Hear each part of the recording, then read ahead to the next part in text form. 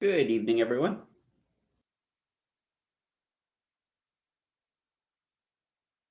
Hey, hey. Good. I was beginning to wonder if we had an audience or not. So Hello. happy to hear a couple folks. Oh, good. Here. I'm not alone. Absolutely not. Yeah. How were your Saturday sessions? It was really good. Learned a lot. Okay. Good. Any other thoughts or? Was a whole lot of knowledge in such a very extended time. Yes, very much so. Very much so. Is there anything we can be doing different for those sessions to make them a little bit more meaningful for you folks? Or are you overall happy with how they're going? I think I'm overall happy because if you have any questions either during what they're explaining for, they say stop right there and ask your question and we can answer it or go over it again. They don't mind taking the time to explain it to us if we have questions, even if it's over and over again. Good. Okay. Any other thoughts for those sessions or? All right, good stuff. Just a couple of administrative reminders here before we dive into the content tonight. First and foremost, your quiz number 3 is due by midnight tonight. So if you have not yet had an opportunity to go on and do that, please do. Keep in mind those overall the scores have been really good. A couple people I think are moving through the questions fairly quickly. And it's coming back to bite them. So just be cognizant of the fact that there's no rush to get the test or quiz completed. It's also, for all intents and purposes, an open resource test or quiz. So, keep that in mind, but also know that, your final is not. And if you test for the registry or when you test for the registry, you won't have the ability to utilize open source materials. So, just keep that in mind as you go through. Tonight, we're going to jump into Chapter 4, which is medical, legal, and ethical issues, as well as environmental emergencies. So I felt like our past Wednesday night that we were together was some very heavy stuff. And if anybody, has any residual questions or if folks are, have any thoughts or want to talk to anybody about some of the content that we covered. Some of that stuff can dredge up memories or bad calls. Feel free to reach out. Your instructors are here. We're here to support you folks. So if you're not speaking, do me a favor and go ahead and throw your microphone on mute, please. And again, I'd encourage everyone in the course to turn on their webcam. One other thing for the crew that was in Walpole, I just got an email right before class started. There was a student in the Walpole session on Saturday that just tested positive for COVID-19, and that person was possibly contagious, to other folks in their class. So just be mindful of monitoring signs and symptoms of yourself, your family members, and whatnot. And if you do experience any signs or symptoms or anything like that, feel free to reach out to Max and support, we'll figure out how we can best support you folks, as well as, encourage you folks to get tests. But hopefully folks were wearing masks, hopefully folks were socially distancing, and, hopefully it's not an issue. But any other thoughts or questions before we dive into the content tonight?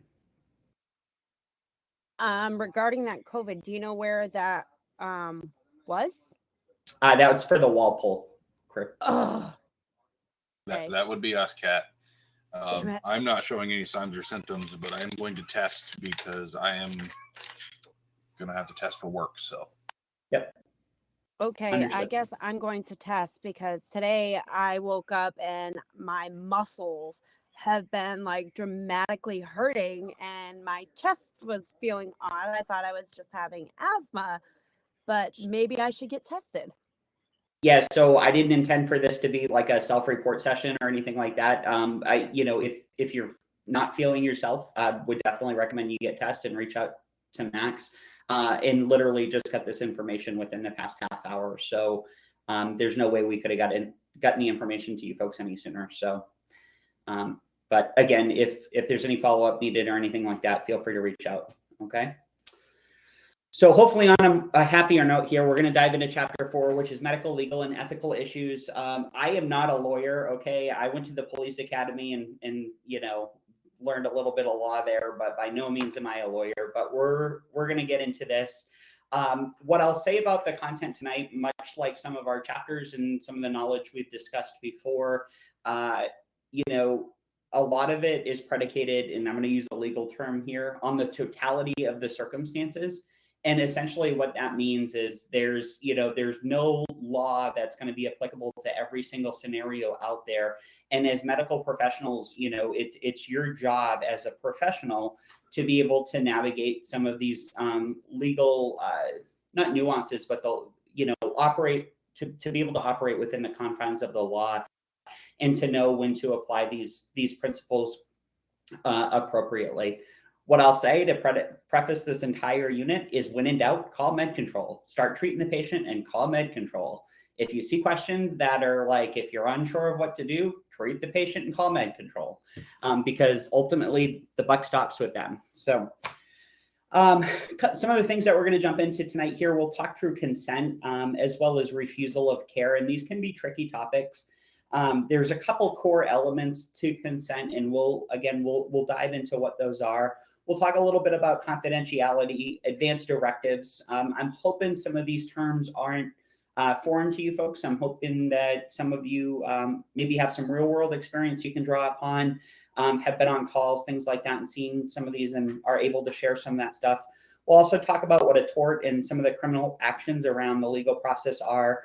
Evidence preservation, which we've talked at length about through some of the other modules, so we'll be able to hopefully breeze through that, as well as some of your statutory responsibilities. Of course, at any time in the course, if you have any questions or things aren't making sense, feel free to let me know. What we'll also do is talk about mandatory reporting, which again, we got into a lot last Wednesday, so hopefully we'll be able to kind of skate along there. We'll talk about some ethics and some end of life issues. And unfortunately, you folks will experience this, and you'll have to apply some of these legal, parameters to cases and patients that you're treating out there in the field. So this is an important unit. There are resources that exist out there. Again, like I said earlier, ultimately the laws differ from state to state, and no one law is going to be universally applied to every scenario. So it's important that you understand these general concepts as well as the laws within New Hampshire, or whatever state you're practicing the medicine in. When in doubt, there's 3 concepts that you should really embrace. That's, above all, do no harm to the patient, provide all your care in good faith, and provide care that's consistent with your training, as well as care that's compassionate and allows you to continue to be a professional. If you do those 3 things, you'll be all set, really. So duty to act, let's actually stop. I'm going to stop for a minute, and I'm going to throw the term out to you folks. If I said a duty to act, what does that mean to some of you folks? Obligated. Obligated? Okay, obligated to do what though, Andrew? To make some sort of action. I mean, you see something, do something sort of idea, I guess. Yeah, you're getting there. What are some scenarios that we might, or professions that might have a duty to act? Law enforcement, I'm sure. Yeah, law enforcement. It's for you to take necessary actions in your scope of practice to prevent firefighters, medical injury. professionals. Yep, absolutely. Essentially, it really there's certain professions out there that have duty to act laws, and at the end of the day, these laws are there to make sure that the patients or clients or constituents that these professionals are supposed to be taking care of are properly taking care of them. So essentially, if you're employed as an agency or by an agency as an EMR and you're on duty and dispatched to the scene, you have a duty to act. Okay.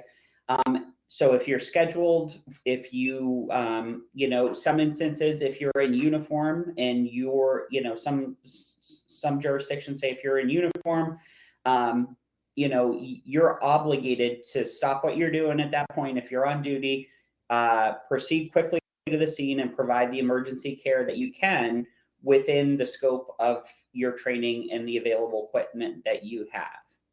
If, every Tuesday night's my volunteer shift for Brookline, if I'm at home and my pager goes off at 7:00 and I'm like, yeah, you know what? I'm not feeling it tonight. And I don't respond, I'm breaching my duty to act, and I can be criminally and probably civilly liable for that. So if you're scheduled for some of the departments that are just kind of on call and you're not scheduled, there certain instances you may have a duty to act, and others you may or may not. If you're on duty but come upon the scene of an accident, Morgan, great question. Every state is different. Some states like Vermont require you to stop. Other states, they say if you have something identifiable on you or your vehicle, like you're in uniform, if you have a fire department or EMS plate, if you have a national registry sticker that says, EMR or whatever, those instances can create a duty to act as well. In the state of New Hampshire, you're not legally obligated, unless you're on duty, scheduled on duty, to actually stop at the scene of an accident. It's probably the right thing to do. But if you're not on duty, if you're not in your jurisdiction, if you're not in uniform, technically you don't need to stop. Failure to render the appropriate level of care to the patient if you're on duty and have a duty to act not only opens up you folks to liability, but opens up your agency as well to liability. Questions on duty to act? Pretty straightforward. Just like if a law enforcement officer sees, a crime in progress, that he or she could stop and intervene. If they don't do that, some questions may arise around duty to breach. If you're a volunteer, you are not always on duty. No, this is scheduled duty shifts. So another really so like if you're not on duty, or if your station hasn't been called to respond, but like I said, you come up with an accident, so does there become an insurance issue? Because I know like one of the things that we're told to be careful is if for our volunteer department, if our town's not called to a scene, but we respond and something happens, then you're not under your department's insurance. So I didn't know with this if there becomes an issue as well, or if you kind of fall under the Good Samaritan bystander type. So we'll talk about Good Samaritan Act a little bit later on. You should not be responding to calls you're not dispatched to. If there's an instance of happenstance, like you're driving down the highway outside of your jurisdiction, right, and you happen upon something, that's when, depending on the state, you may or may not have a duty to stop and act and at least make sure folks are okay.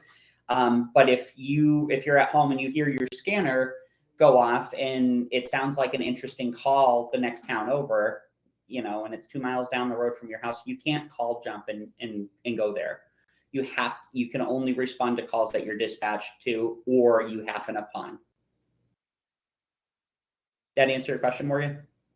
Yep. And I was more on the coming on an accident, upon an accident, but you answered it. Thank you. Awesome. Perfect.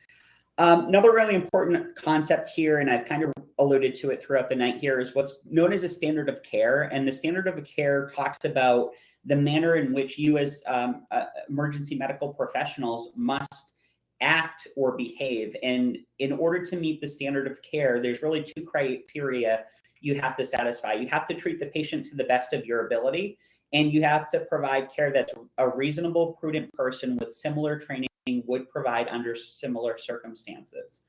Now, what does that mean? Well, at the end of the day, there's certain things that you folks are trained to do in this class that if you don't do, may breach a standard of care. For example, one of the things you folks are taught how to do is effective CPR. If you get on scene and your patient's in cardiac arrest and you choose not to do CPR, or you put your hands, at this patient's abdomen instead of their sternum, you're not effectively doing CPR and you're not operating to the standard of care that a similar person with the similar training would under your, the same circumstances. So you could, in that instance, be breaching the standard of care. Questions on standard of care? Like there's a certain standard or baseline that all medical professionals have to deliver. And typically that has to do with the training we have. So the best of our ability, as well as the ability or what most other people would train to, or that have been trained to the same standard, would have operated and done under a set of similar circumstances. Scope of care is defined really ultimately as what we're allowed to do. So when we talk about our different levels, our scope of care is the amount of services we can deliver as professionals. So as EMRs, it's outside of your scope of care to start an IV. As an advanced EMT, it's outside of my scope of care to give the patient pain medications. So scope of care is the level of service we can deliver to patients. And it's defined by these two standards, if you will. It's the Department of Transportation's educational standards to say an EMR can be trained up to this scope of care and these standards, as well as it's defined locally by our medical procedures or our medical protocols or standing orders from our medical control folks. So, the state of New Hampshire has our EMS protocols, and they dictate or they say what is inside the scope of care for each level of EMS service, EMR through paramedic. Questions on the difference between standard of care and scope of care? You will see questions around that, I promise. Pretty straightforward. So ethical responsibilities and competence overall. Treating a patient ethically means doing so in a manner that conforms to accepted professional standards of conduct, right? It's important that you folks stay up to date on your skills and knowledge. As I mentioned earlier, I think the first night of the course, one of the things that is most exciting about medicine is that it's always changing, and the best practices and standards of care continue to evolve. And it's important that you folks stay trained up in that and keep up on those things. Constantly reviewing your performance and assessing your techniques for the different skills that you folks are, will be doing and operating under both your scope of practice and to the standard of care that you've been trained. Taking a look at things like your response times. Response times isn't everything, but, especially for some of you folks that live out in more rural communities, but it's a consideration. Following up on patient outcomes. The New Hampshire EMS system and the hospitals are really good. If you bring in a patient that's totally perplexed you and you can't figure out what's going on with them, I've always been able to contact the hospital and get follow-up on that patient to figure out what they were actually diagnosed with. And so I can use that as a method of, continuing to expand my knowledge, but also, kind of it, in some instances, it puts me at ease because it's like, okay, I wasn't able to find it because I didn't have the diagnostic technology in the field or the resources to find, the head bleed or the, whatever it is that's going on with the patient. So getting follow-up, and each of your departments has different protocols and procedures for getting that follow-up. It's available to you as a resource. Taking continuing education classes and participating in quality improvement activities. And we talked about the continuous improvement process in one of our other modules, and why narratives and reports are reviewed and whatnot. It's all part of providing better patient experience. Also, providing complete and accurate reports, obviously very important. And as we noted previously, we never want to change a report except to correct an error. And in those instances, we're not going to delete stuff or whatever. We'll just do an addendum or replacement to help augment the report that's already written. So let's move on to a different topic here. And the topic is consent. There are a few different types of consent when it comes to medicine. Can anybody throw them or throw a type of consent? Implied consent. Implied consent. Thanks, Leo. What is, you want to elaborate on implied consent a little bit more? Yeah, it'd be like if a patient is unconscious or unresponsive and they're going to die or something or whatever, they cannot verbally give you consent. It's implied that they would give you consent to give them emergency medical care. Yeah, thank you for that, Leo. So the patient is maybe not conscious, maybe they have an altered mental status, maybe they're nonverbal for whatever reason. They can't physically give you consent to start treating them. Under the auspices of the law says we can treat these people under implied consent because a reasonable person under those circumstances would consent to treatment, right? That's one type. Does anybody know any other types of consent? You got expressed consent. Thanks, Kristen. What's an example of expressed consent? That's basic. That's like if someone tells you to excuse me. Stupid. It tells you if like someone says, "Hey, I broke my arm. Help me splint it." It's simple as that. They're just literally telling you to aid them. Mm-hmm. So in that instance, the person's conscious, alert, talking to you. They're oriented to person, place, time, event. Hey, I would like to take your blood pressure. I would like to bandage your wound. Can I do that? Yes. Okay. That is expressed consent. Awesome. What are some other types of consent?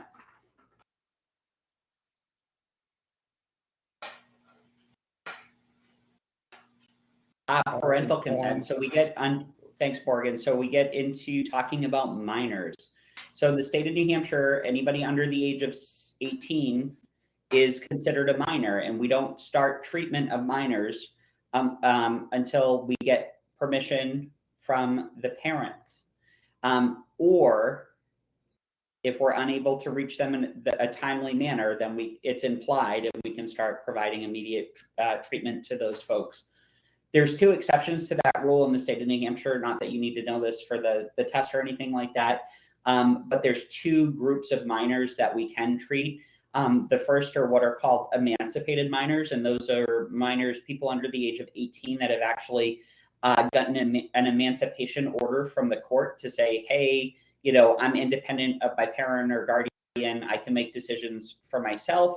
And the second is actually pregnant females under the age of 18 have the ability to provide consent about what treatment they want or do not want for themselves. So let's get into this a little bit. So we talked through the express consent. When we talk about consent, obviously we're talking about giving approval or permission. And in this context, it's the approval or permission to treat the patient. So under the auspices of express consent, the patient lets you know verbally or non-verbally, thumbs up or yes, go ahead, that he or she is willing to accept treatment. The patient in these instances has to be of a legal age, so 18 or over, and able to make a rational decision. So this rational decision definition can get really wonky on some of the calls you'll go on because of people that are under the influences of alcohol, drugs, maybe have a head injury, diabetic emergencies, things that alter people's mental status. Now, just because somebody has had a beer or a few adult beverages does not mean that they can't give you expressed consent.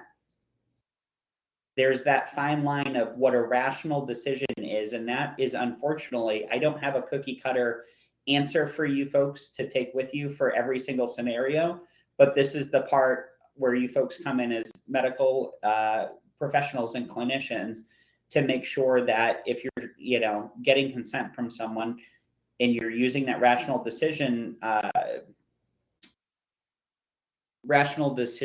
model or framework to make your decision, whether you can treat them or maybe sign them off, you have to use your judgment there. We talked through implied consent. The patient does not specifically refuse emergency care. Don't hesitate to treat an unconscious patient. Again, what would a reasonable person do under the circumstances? They would consent to giving treatment. Consent of minors under the law, minors are not considered capable of speaking for themselves. In New Hampshire, again, those emancipated minors and pregnant females can consent to treatment or in some instances refuse treatment. A couple other points for treatment of the minors.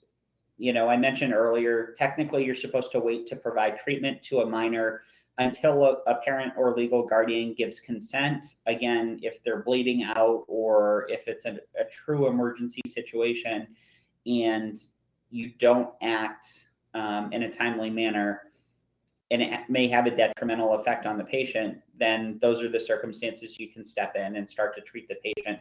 However, you should, or your partner should, make a reasonable effort to contact the parent, either while that initial treatment's going on or as soon as possible thereafter.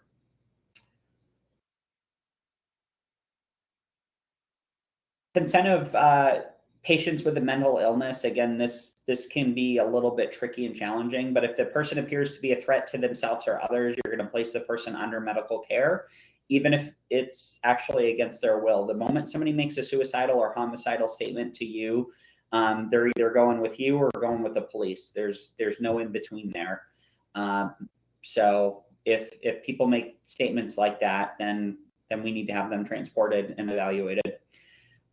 In this instance, again, in the state of New Hampshire, there's both mechanisms that police can use, and there's our EMS protocols that we can use for patients that don't want to go to the hospital, that are suicidal or homicidal. And don't hesitate to involve our law enforcement friends, right? Nick asked, where would religion fall into consent on underage patient? Can you just elaborate on that a little bit more? Give me some context, Nick.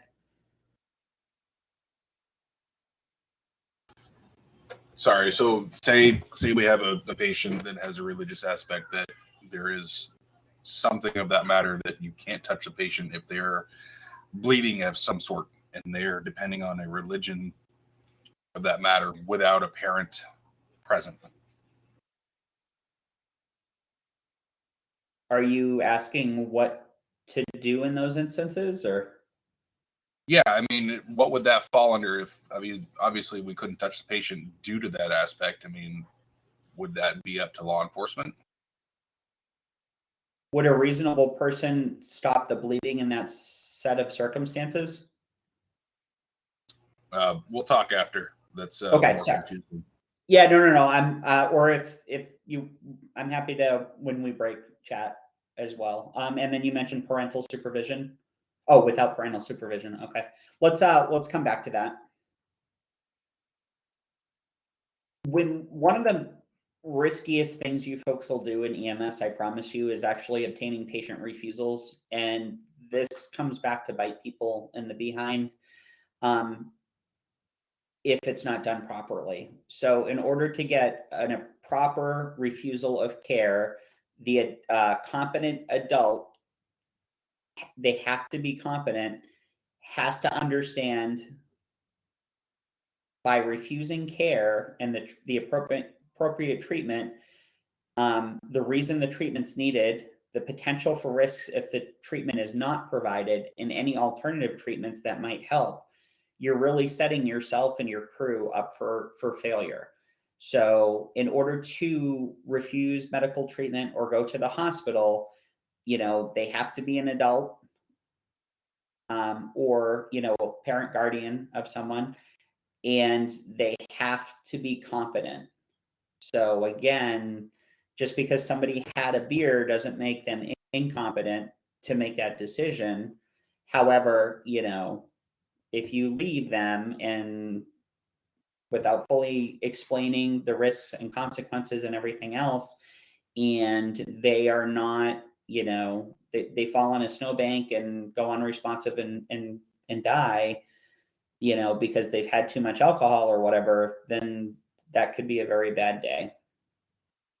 So my department, when the patient refuses care, they have to sign a piece of paper. Now, does that piece of paper actually save you? It can. It doesn't absolve somebody it may or may not absolve you, right? Just because if they can prove that that person wasn't competent to refuse because they were altered or they were inebriated or intoxicated, and you didn't do a good job of actually figuring that out, then yeah, that paper could be useless. And one of the best examples I can give you is, you go to a house for somebody that's, nauseous, they're a little sluggish, whatever. You take their vital signs and everything kind of checks out. They're an old grumpy man. They don't want to go to the hospital, and you leave and you didn't take a blood sugar, and it turns, they sign your refusal and everything else. And it turns out they were having a diabetic emergency and you didn't catch that. Guess what? One could argue that you didn't operate to your standard of care, and do the appropriate screening to take care of those. So just an example. Some of the documents and refusal forms can absolutely help protect us, but it doesn't completely absolve us from some of the liabilities here. Morgan asked, do guardians need to show paperwork to prove they have guardianship over someone 18 thinking more in a refusal of care situation? If you have reason to suspect that they're not their guardians, then I absolutely would try to ask them for an ID or something like that. But people aren't typically tricky about stuff like that. There may be instances where somebody might try to lie or whatever, but they don't need to show up with like their birth certificate and their child's birth certificate and all that stuff. But, most of the time, the other big thing in cell phones, it used to be we had to call parents down to the scene and everything, and we'd release the guardian to the parent.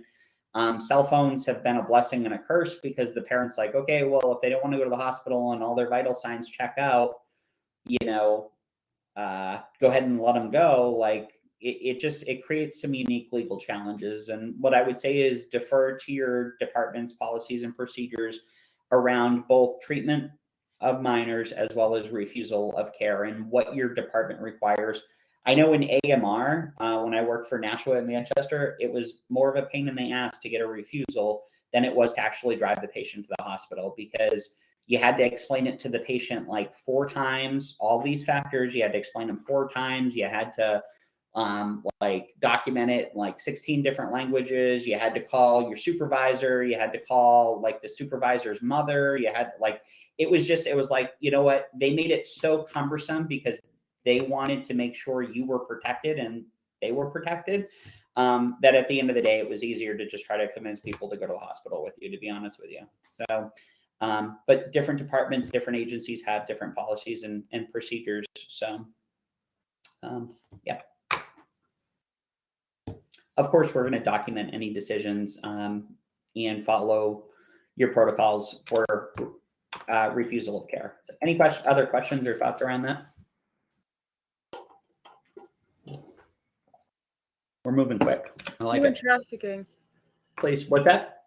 Human trafficking. Like, what if you come on scene and it's an underage and they refuse, but the person that they're with is who's human trafficking them, and they're not their guardian. Get law enforcement involved, and that's a law enforcement situation. Gotcha. Yeah. Good question. So shifting gears a little bit, we're going to talk about advanced directives. And advanced directives are any documents that really outline or specify what type of treatment a person would like to have done if they're unable to make their own medical decisions. There are a couple of different instances of advanced directives, and I promise you'll see questions about this. Just as medical professionals, it's important that you actually know what the different types of advanced directives are. We're not going to go through the New Hampshire process for each one of these documents and whatnot, but what you can know is, or should know, is that the New Hampshire state protocols for EMS providers very clearly outlines how to address these different situations. When in doubt, start providing treatment and call med control. So a living will is one example of an advanced directive, and this is a document that's written up by the patient, a physician, and a lawyer, and it basically specifies what type of care the person wants either to receive or patient, or in some instances, actually in most instances, what types of medical procedures they want withheld. So a patient might say, if I go into cardiac arrest, I want you to do hands-only CPR, but I don't want a tube down my throat. So don't intubate me or don't put an advanced airway in. Or if I go into cardiac arrest, I don't want you doing chest compressions. I only want you to give me ventilations, or I don't want shocks from an AED or whatever. And as long as this paperwork is drawn up ahead of time and it's all signed, as medical professionals, you need to follow what the advanced directives outline.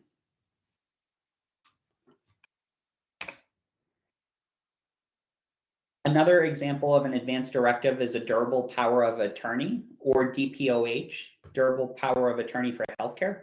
And this allows a patient to designate another person to make decisions about their medical care. We see this a lot of times in instances where maybe you have, somebody in their young 20s or late teens that is over the age of 18, however, has something like maybe a traumatic brain injury or something like that. We see this a lot of time, and they'll sign on one of their parents as a DPOH to make the decisions for them. We see this a lot of times when elderly patients maybe have dementia or Alzheimer's or something like that, where they know the older they get, the more they're going to really kind of deteriorate. And in these instances, they say that a son or daughter or maybe another family member can take over the responsibility of making decisions around their medical care. But essentially, if a DPOH is drawn up, the person that you should be talking to about consent and treatment and whatnot is whoever the DPOH is, not the patient. I'm sure folks have heard of a do not resuscitate or a DNR order. A DNR is another advanced directive, and that's basically spells out that a patient has decided that if they go into cardiac arrest, that they don't want any resuscitation efforts. So what constitutes a resuscitation effort is different in every state. And what I would say is, once you folks get through your course, take a look at the state protocol to figure out what that actually means. And if you're going into these instances of a cardiac arrest for a DNR order or something like that, make sure the form's properly filled out, that all the signatures are done appropriately, and know what services you're going to withhold. Because a DNR says we're going to withhold resuscitation, but again, there's certain things that we might perform for that person. For example, we might bag them or we might give them oxygen. So you don't need to know that for your tests and whatnot now, but as you folks get out there and start to practice medicine, it's important to understand that. Do you see a theme here? If you're unable to determine if an advanced directive is legally valid, begin medical care and call med control. Some states have systems in place. New Hampshire is one of these states where some of our DNR folks will actually wear a bracelet or a pendant necklace around their neck with the advanced directive on it. And those are considered valid DNRs in the state of New Hampshire. A patient can terminate a DNR, or a DPOH can terminate a DNR if it's ripped up or if they remove the bracelet or pendant from their body at any time. So just know that. Questions on any of the advanced directives or the differences between the three that we talked about? Some of these situations can get pretty tricky, and maybe it's not a paramedic level call from the standpoint of like needing, paramedic level medicine, but maybe it's an ALS call given the complexity of some of these advanced directives that are in place and whatnot. And again, when in doubt, start treatment and call med control. The other thing that happens, and I'm sorry to belabor this point, there have been several instances where I've been called to particularly an elder, family member who has a DNR that's been implemented, and the family's on scene and the patient's in cardiac arrest, and one member of the family says, no, go ahead and resuscitate or whatever, and unless that person's the DPOH and has the paperwork to prove it, they don't unfortunately get a say in the matter, and that can be really tricky to navigate and can be pretty emotional for both, the family members as well as some of your crew members. So let's talk about abandonment. So in the healthcare setting, abandonment occurs when a trained person, that's you folks, begins emergency care and then leaves the patient before another trained person takes over. Can anybody give me like an example of that?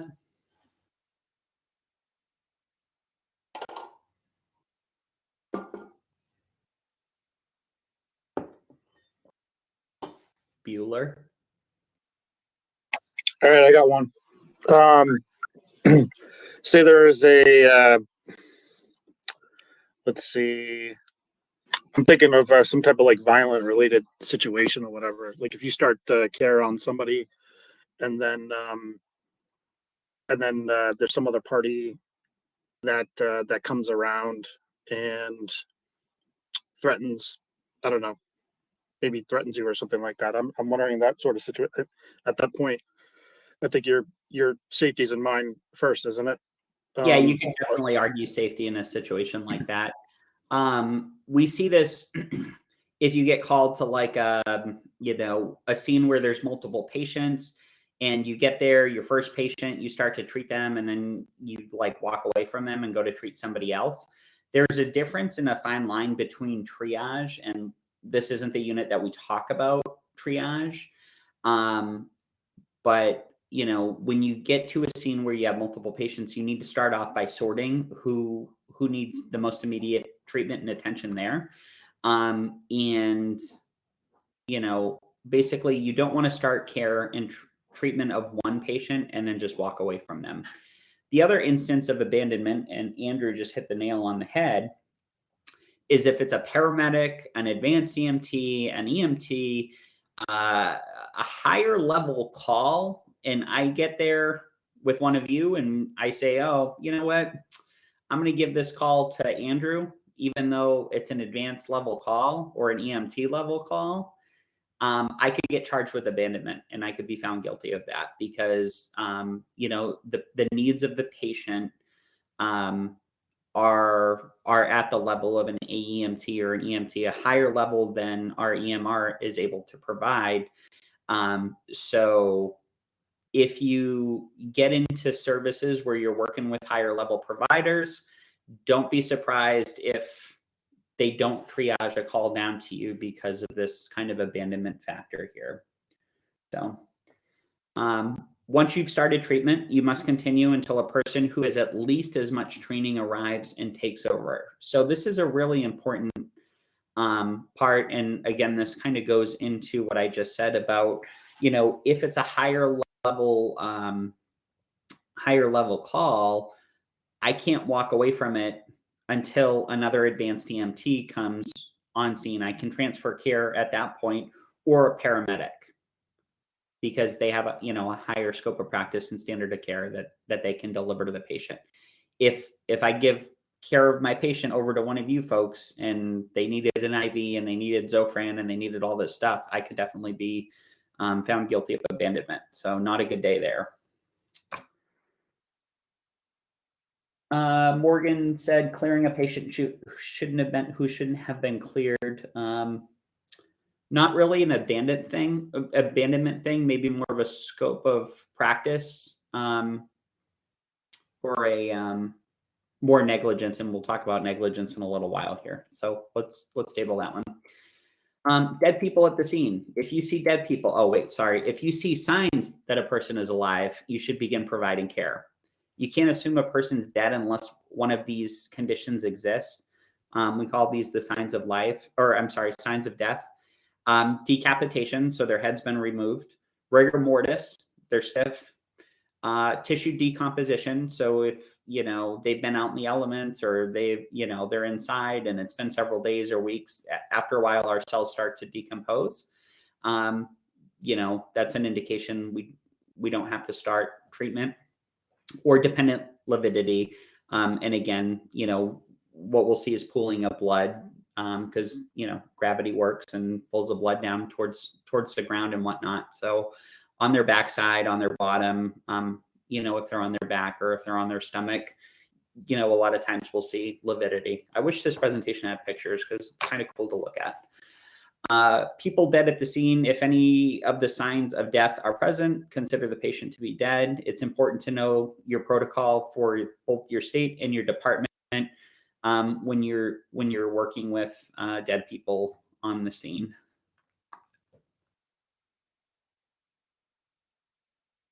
So negligence, Morgan, this gets kind of at your point. Essentially, negligence occurs when a patient sustains further injury or harm because the care administered did not meet standards. So you didn't operate to your standard of care.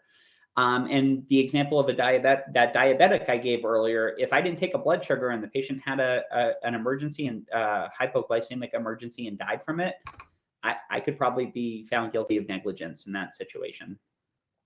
In order for something to be considered negligence, it has to have 4 elements.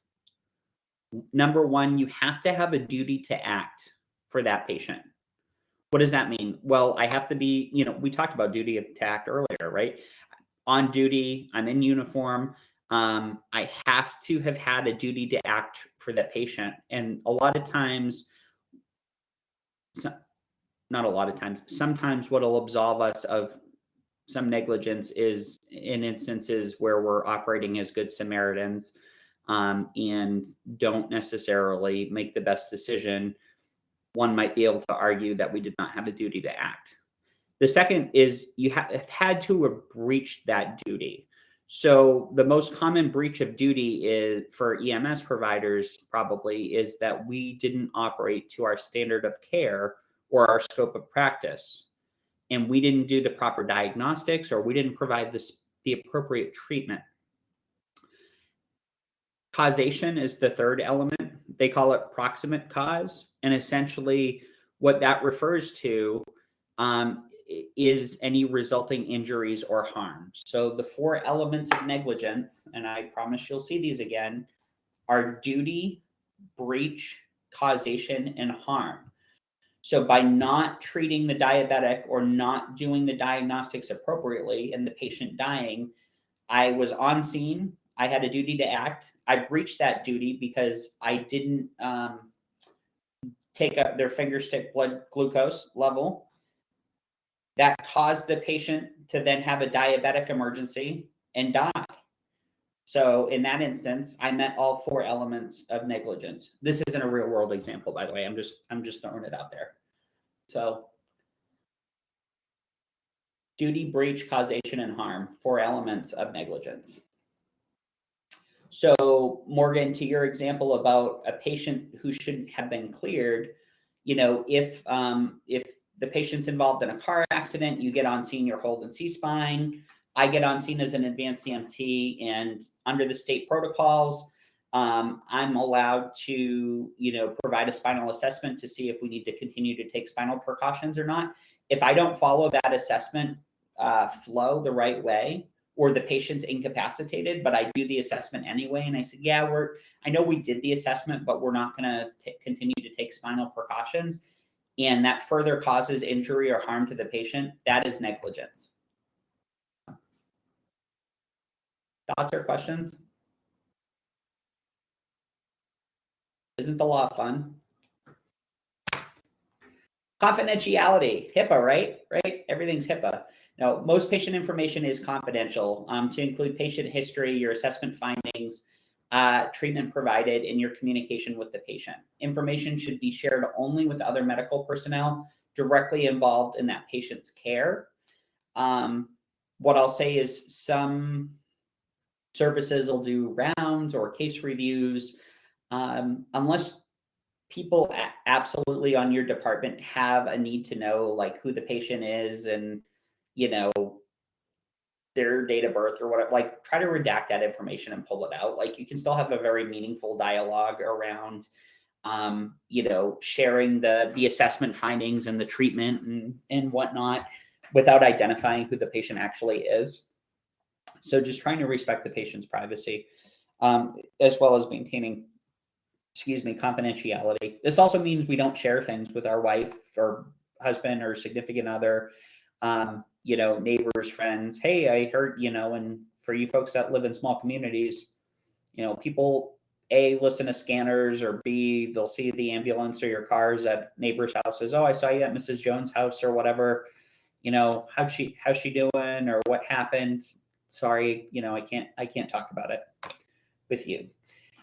In certain circumstances, you may release confidential information to designated individuals. What are some examples of this? When might we share information about specific patients with non-medical professionals? George? Subpoena. Yeah, so if you're absolutely any court order or mandate. Connor, yes, if they're minors and or like a DPOH, we're trying to get a hold of to get consent for treatment or decide what the most appropriate level of treatment is for this person. How about some of the things we talked about last week? Particularly around crimes?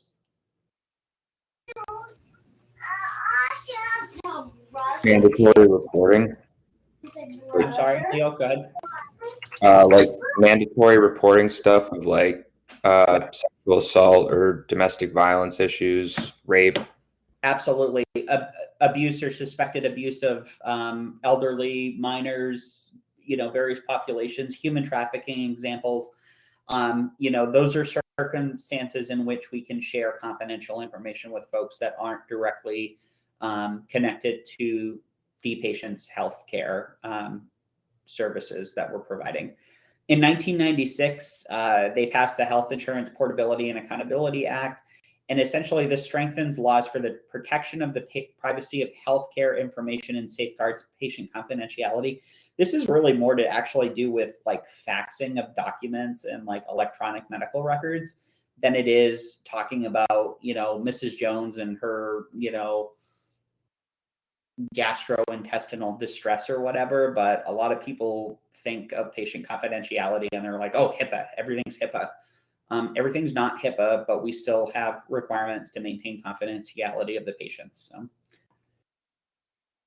Questions on confidentiality? Good SAM laws. So protect citizens from liability from errors or omissions in giving good faith emergency care.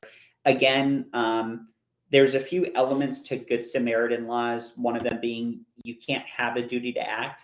So if you're on an ambulance service or a rescue squad and you're scheduled for your shift and you're a volunteer and you get called out, you don't, really fall under Good Samaritan laws. Now, if you're driving down the highway and you're outside your jurisdiction, you don't have a duty to act and you happen upon an accident and you provide patient care, you'll likely be covered under Good Samaritan laws in those instances. These laws do vary considerably state to state. Most of them require you not to be paid or compensated for your services. So again, you're not afforded legal protection. And people get jammed up with this stuff sometimes because another good example is going to, you're asked by the local football league, the middle school or high school football league to go and do standby. If a patient's injured, they're going to pay you X number of dollars an hour to do that, or $150 for the game or whatever. A, if you're receiving money, you're not eligible as a Good Samaritan. And B, if you're actually recruited for that position, most people would argue that you have a duty to act. And under Good Samaritan laws, you can't have that duty to act. So people have gotten jammed up for stuff like that in the past. So the book says they may no longer be needed because they provide little to no protection for an EMS provider. I would argue they offer protection to you folks if you're operating outside of your jurisdiction. depending on the state that you're in. So it's important that you become familiar with federal, state, local, and agency regulations and laws that affect your job. Certification or registration may be required to work as an EMR. Absolutely, in the state of New Hampshire, certification is required. Licensing is required, and you're responsible for keeping these certifications and licenses current. So reportable events, again, we talked through this a little bit last week, and I think it was Leo had just talked about some of these reportable events.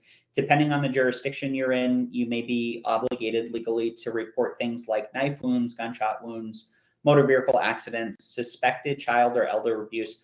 I want to highlight the word suspected there because it doesn't have to be, you don't have to have proof, right? If it says suspected. So if you think something's not adding up to a story, but there's no marks or there's no proof, you still have a duty to report and an obligation to report. In some jurisdictions, domestic violence, dog bites, as well as sexual assault and or rape also have to be reported. Learn which crimes are reportable in your area and know your agency's procedures for reporting these crimes. Failure to notify the proper authorities may result in sanctions against you, your agency, as well as you can possibly be held civilly liable as well. So crime scene operations, many EMS situations that we go to, especially the ones we just noted, are crime scenes. Keep these considerations in mind. Obviously, scene safety and the safety of your crew and patient are at the forefront of your important priorities. If you determine that a crime scene is unsafe, stage away, wait for law enforcement. And your second priority, not your first priority, your second priority is patient care. When you're assessing the scene, document anything that seems unusual. Move the patient only if necessary. At some point, you're going to have to move them to bring them to the hospital, but prior to law enforcement getting there, if you can mitigate moving them, great. If time will permit and allow, touch only what you need to touch to gain access to the patient. So keep in mind, as you're going into homes and whatnot, if you see, weapons, if you see footprints, just try to avoid all that stuff. Preserve the crime scene for the investigation and try if, all the EMS providers I've ever met we really like our trauma shears and scissors, but try not to cut through knife or bullet holes in the patient's clothing. Be careful when you where you place equipment. Keep non-essential people away. Work with law enforcement on scene and write a short report about the incident that maybe is subsequent to your patient care report. This way, if you get called to court, you can refer to that. What I'll say to you folks, in 12 years, 11 years of doing this, I have not yet been called to court to have to testify. So I've gotten very close, but I like to think because of my bulletproof reports, it's kept me out of the courtroom. Your documentation is the initial account describing the patient's condition and the care administered. This does serve as a legal record for both your treatment as well as the treatment that was needed and your observations provided by to the patient. Provides a basis for evaluating the quality of care provided. So, we talked about this in the documentation section. If you didn't write it down, it didn't happen. Your documentation should also be clear, concise, accurate, and readable. It should also include the condition of the patient when found, patient's description of their illness and injury, their initial and repeat vital signs, the treatment you gave the patient, agency and personnel who took over treatment of the patient, and any reportable conditions present. Finally, some jurisdictions require you to report things like infectious disease exposure. Early on with the COVID-19 pandemic, there were certain procedures we had to follow for reporting either confirmed or suspected COVID cases. And then, of course, anything unusual regarding the situation at hand. So, folks, give me another 5 minutes. We'll wrap this up and I'll give you a longer break. So, as an EMR, you have a duty to act when you're dispatched on a medical call as part of your official duties. You should understand the differences between expressed consent, implied consent, consent for minors, and consent for patient with mental illness, as well as what criteria are required for people to refuse care. Advanced directives give give a patient or their DPOH the right to have care withheld. You should understand the concepts of abandonment, negligence, and confidentiality, as well as why Good Samaritan laws exist. Finally, certain events that deal with contagious disease, abuse, or illegal acts in some jurisdictions must be reported to the proper authorities. Crime scene operations are a complex environment, and we did look at the New Hampshire State Protocol for crime scene preservation and some of those considerations and factors in one of our earlier classes. Your job is not complete until the paperwork is done, and understanding and following these concepts will all help you all become amazing EMRs. So our quick review here, emergency medical responders have the legal duty to act in which of these situations?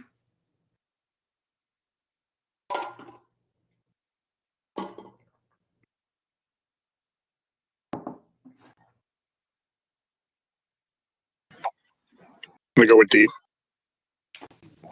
D, if they are employed by an agency as an EMR. 2, patients are legally able to make a decision regarding their care if they are A, of legal age according to state law, B, have injuries that are life-threatening, C, refuse transport to the hospital prior to becoming unresponsive, or D, have bystanders who can verify their competency. Yeah, if they're legal age according to the state law. EMRs have ethical responsibility to A, provide care only when a paramedic is present. I hope not. B, discuss details of each case with their coworkers and family. C, transport all patients to the closest hospital. Or D, conform to accepted professional standards of conduct. Sounds so official. Yeah, hit the nail on the head. All right, folks, let's take a break and we'll come back. There's a couple of case studies here. We'll just breeze through those and then jump into environmental emergencies. But let's go ahead and break until 7:15. And I'm happy to hang on if folks have questions. Or Nick, was it you that had some questions? So imagine taking on 50,000. 50,000? We'll address them later. All right, don't forget to mute your mics. We'll be back at 7:15. Puzzles in the world. He finished 10, and now he's tackling the final puzzle. 4,319 and 4,320. Yeah.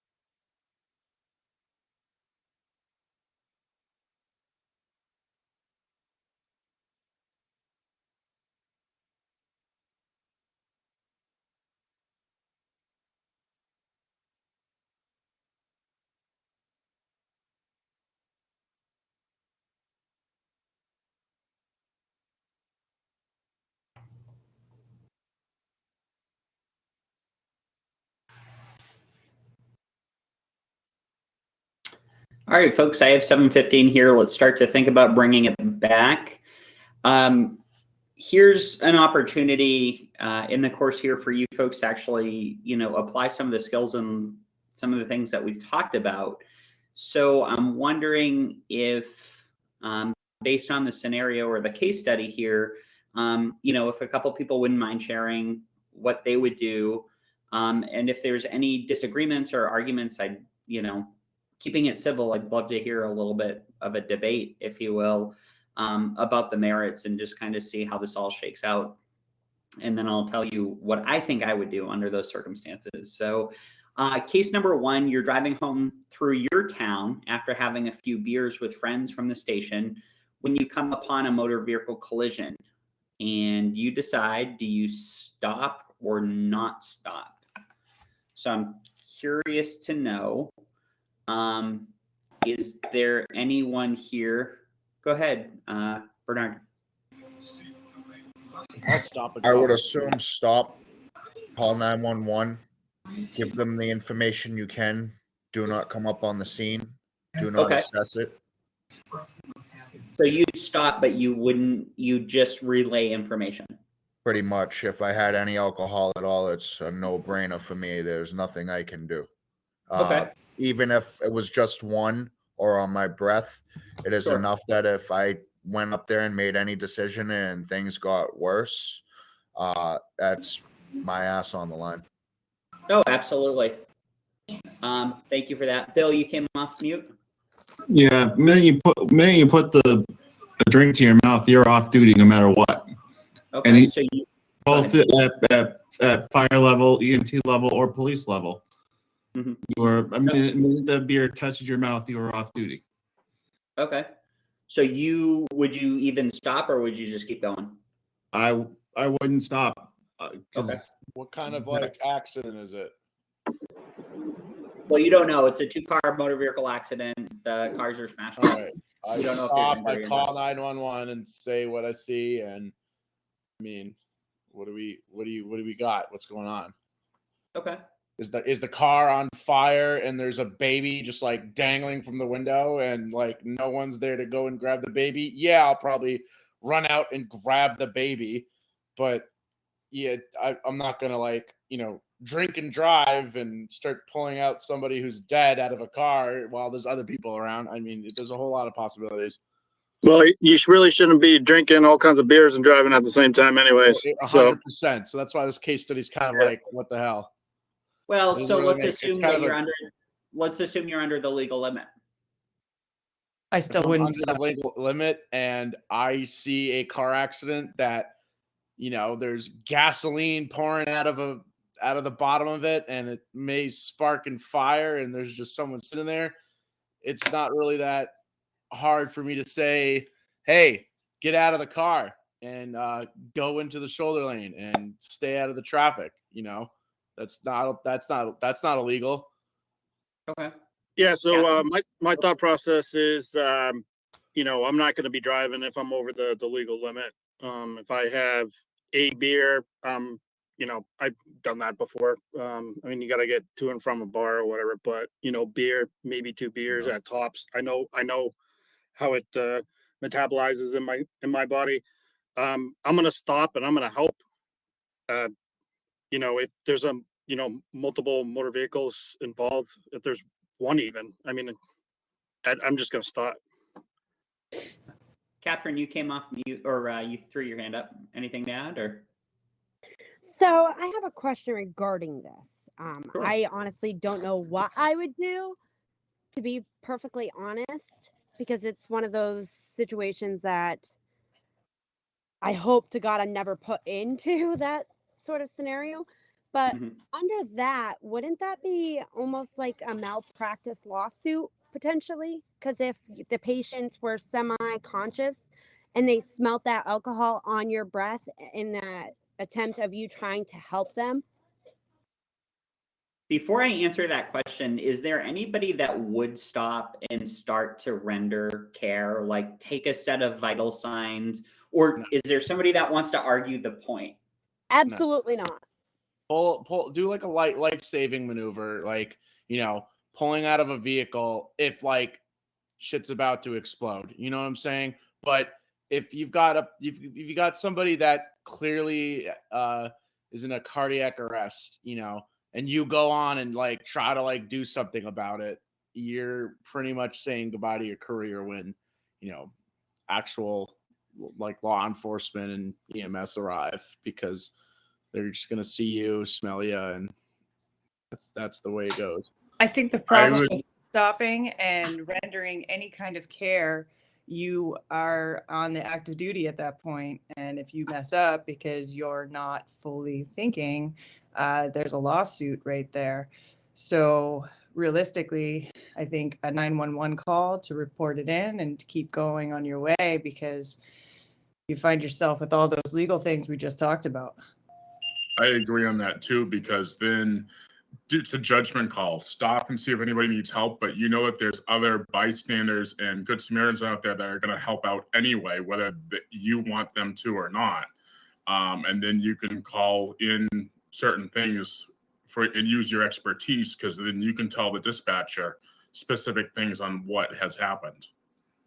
Well, what if you're in like an area where there's literally nothing, and you're coming from a campground and you've had a single beer and you come across a vehicle accident and freaking things smoking out of the windows and you just see someone dangling there? Are you going to just call 911? You're not going to run out and pull that body But like out? I said, it's a judgment call, and you have to make that call when that scene arises. 100%. And then if it comes down to like, oh, I'm going to stop and take vitals and I don't know, use your custom nerdy glucose monitor and your first aid kit in your truck, then yeah, that's dumb and you shouldn't do that either. But But I if think that this is kind of like a person, no-brainer thing.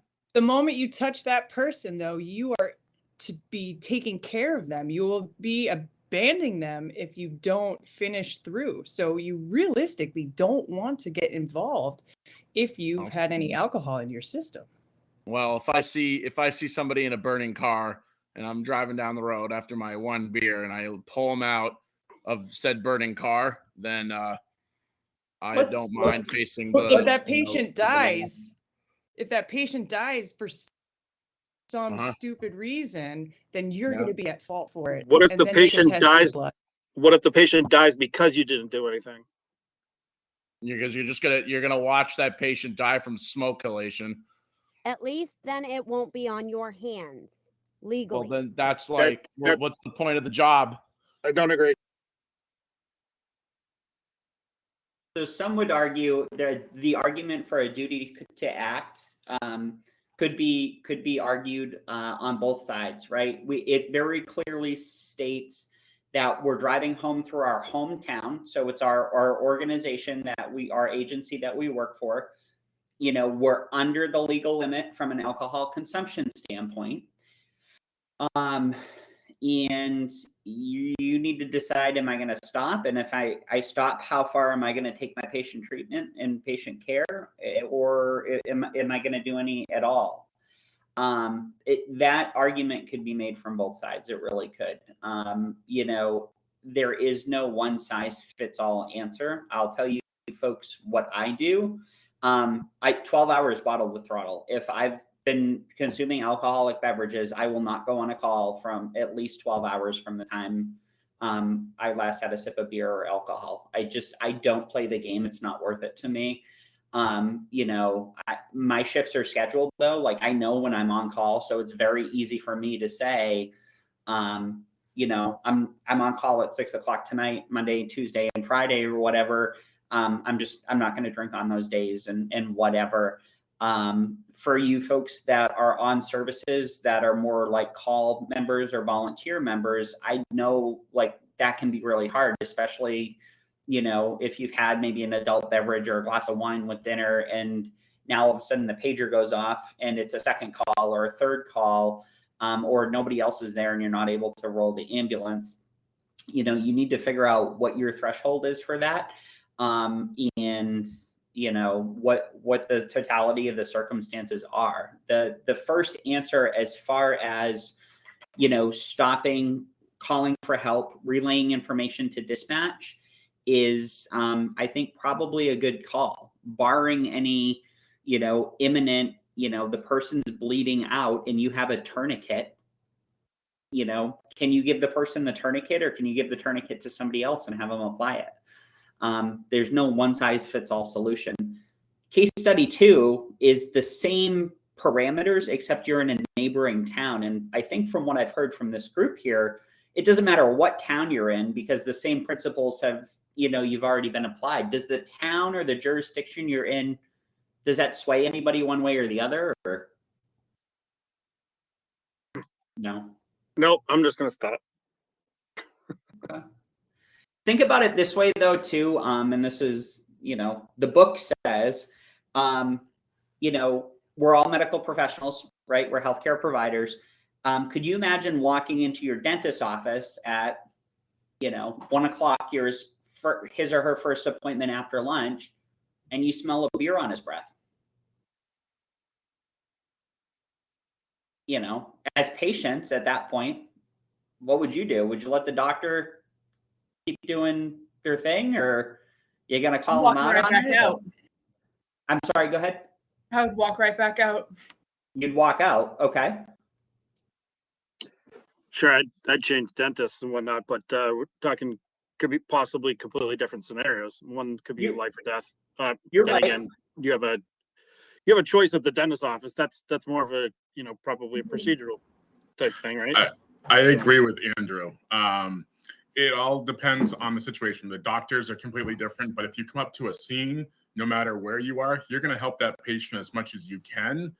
But then if you're in a different area and not your designated area, you're going to call it off and, tell other people that they need to help them unless it's, drastic.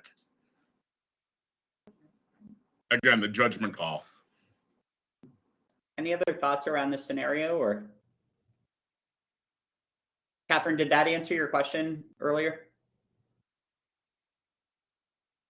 Kind of, sort of, not really. We're good. Okay.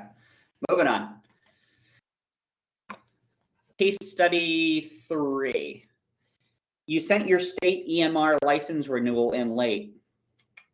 Renewals are due every March 31st, I think it is. Your license has now expired by 7 days when you come upon a motor vehicle collision.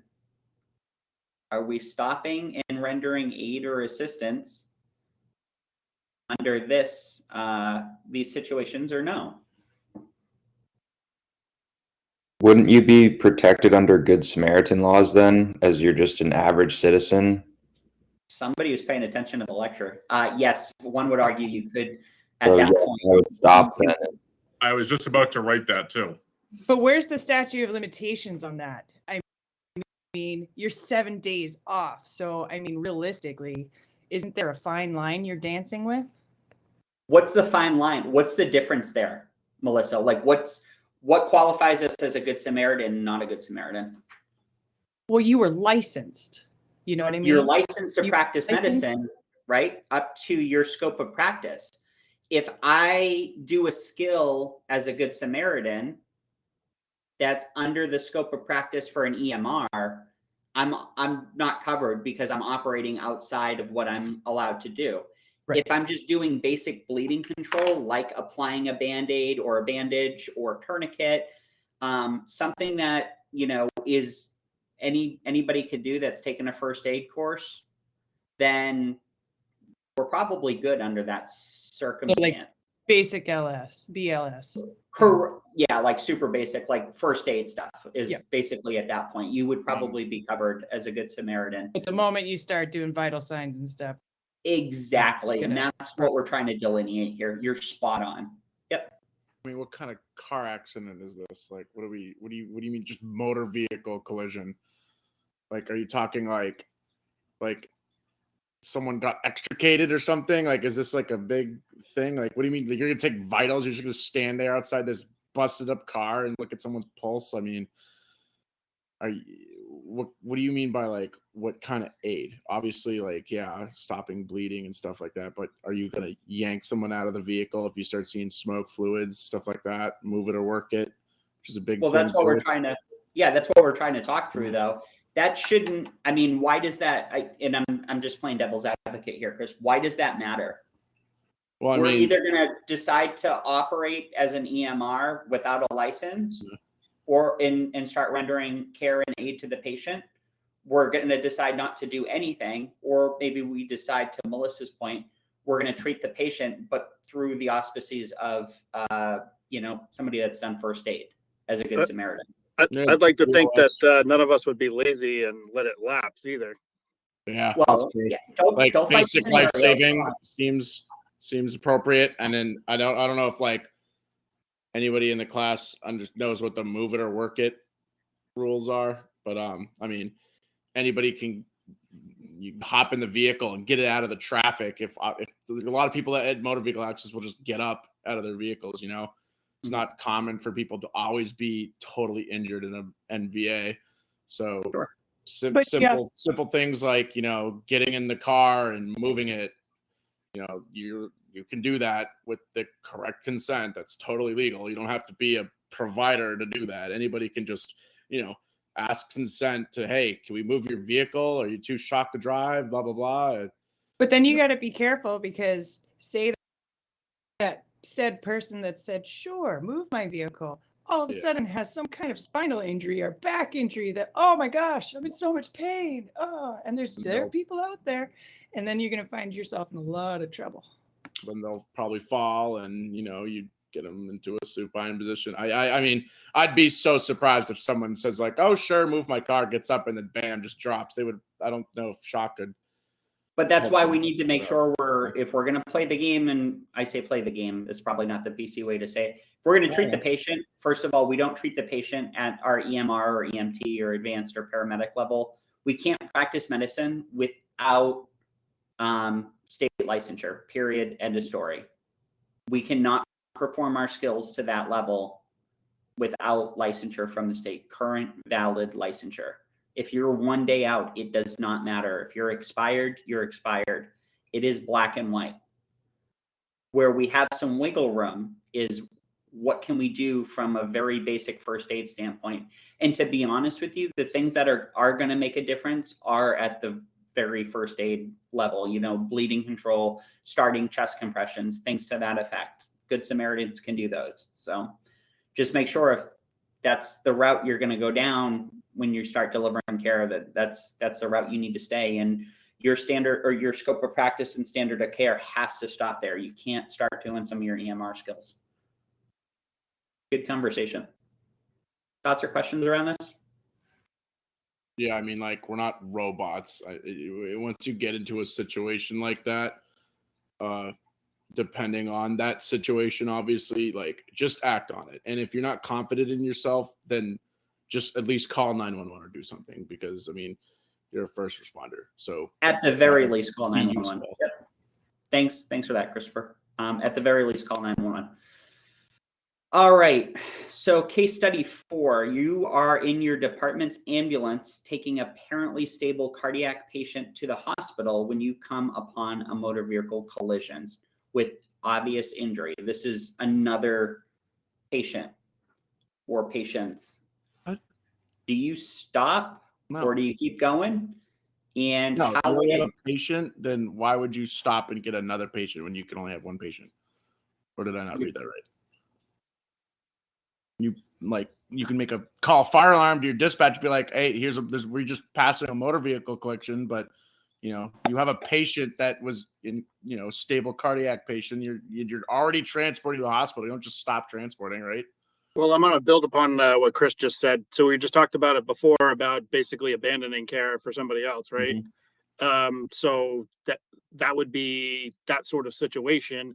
I mean, you maybe have one person driving and you're in the back, right? I mean, more than pretty much all cases in around our area up here in Wentworth, that would be the case.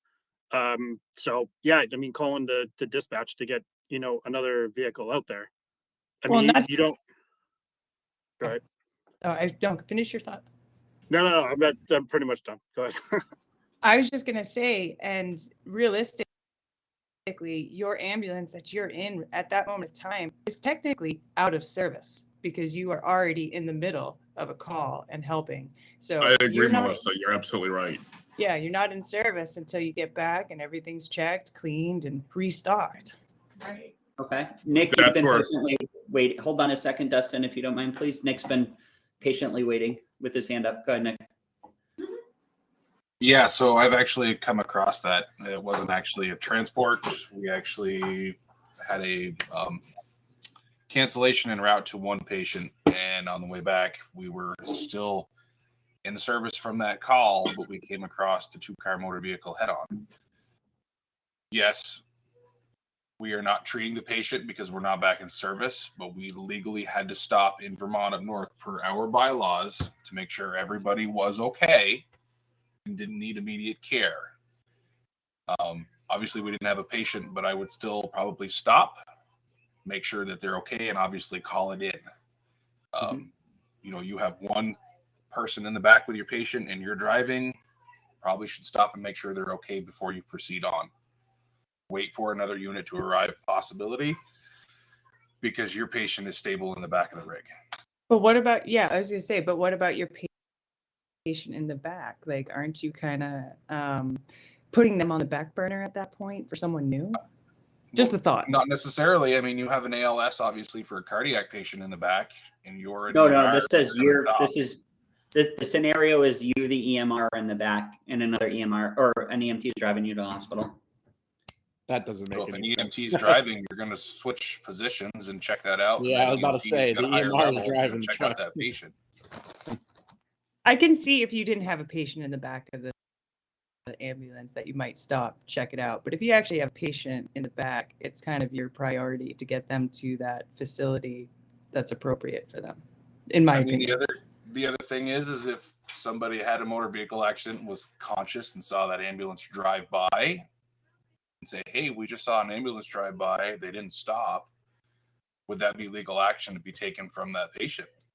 Well, dispatchers, since like, when you see an incident driving an ambulance in New Hampshire, you call it to dispatch as a fire alarm and say, hey, I just witnessed this incident, blah, blah, blah. You tell them what you see, and that covers you, but also it's kind of like a obligation as a first responder. You let dispatch know that, hey, there's a motor vehicle accident. We're currently transporting a patient. We're out of service. So if that happens in court and they're like, yeah, an ambulance just drove by, then there it is. The dispatch call is being recorded.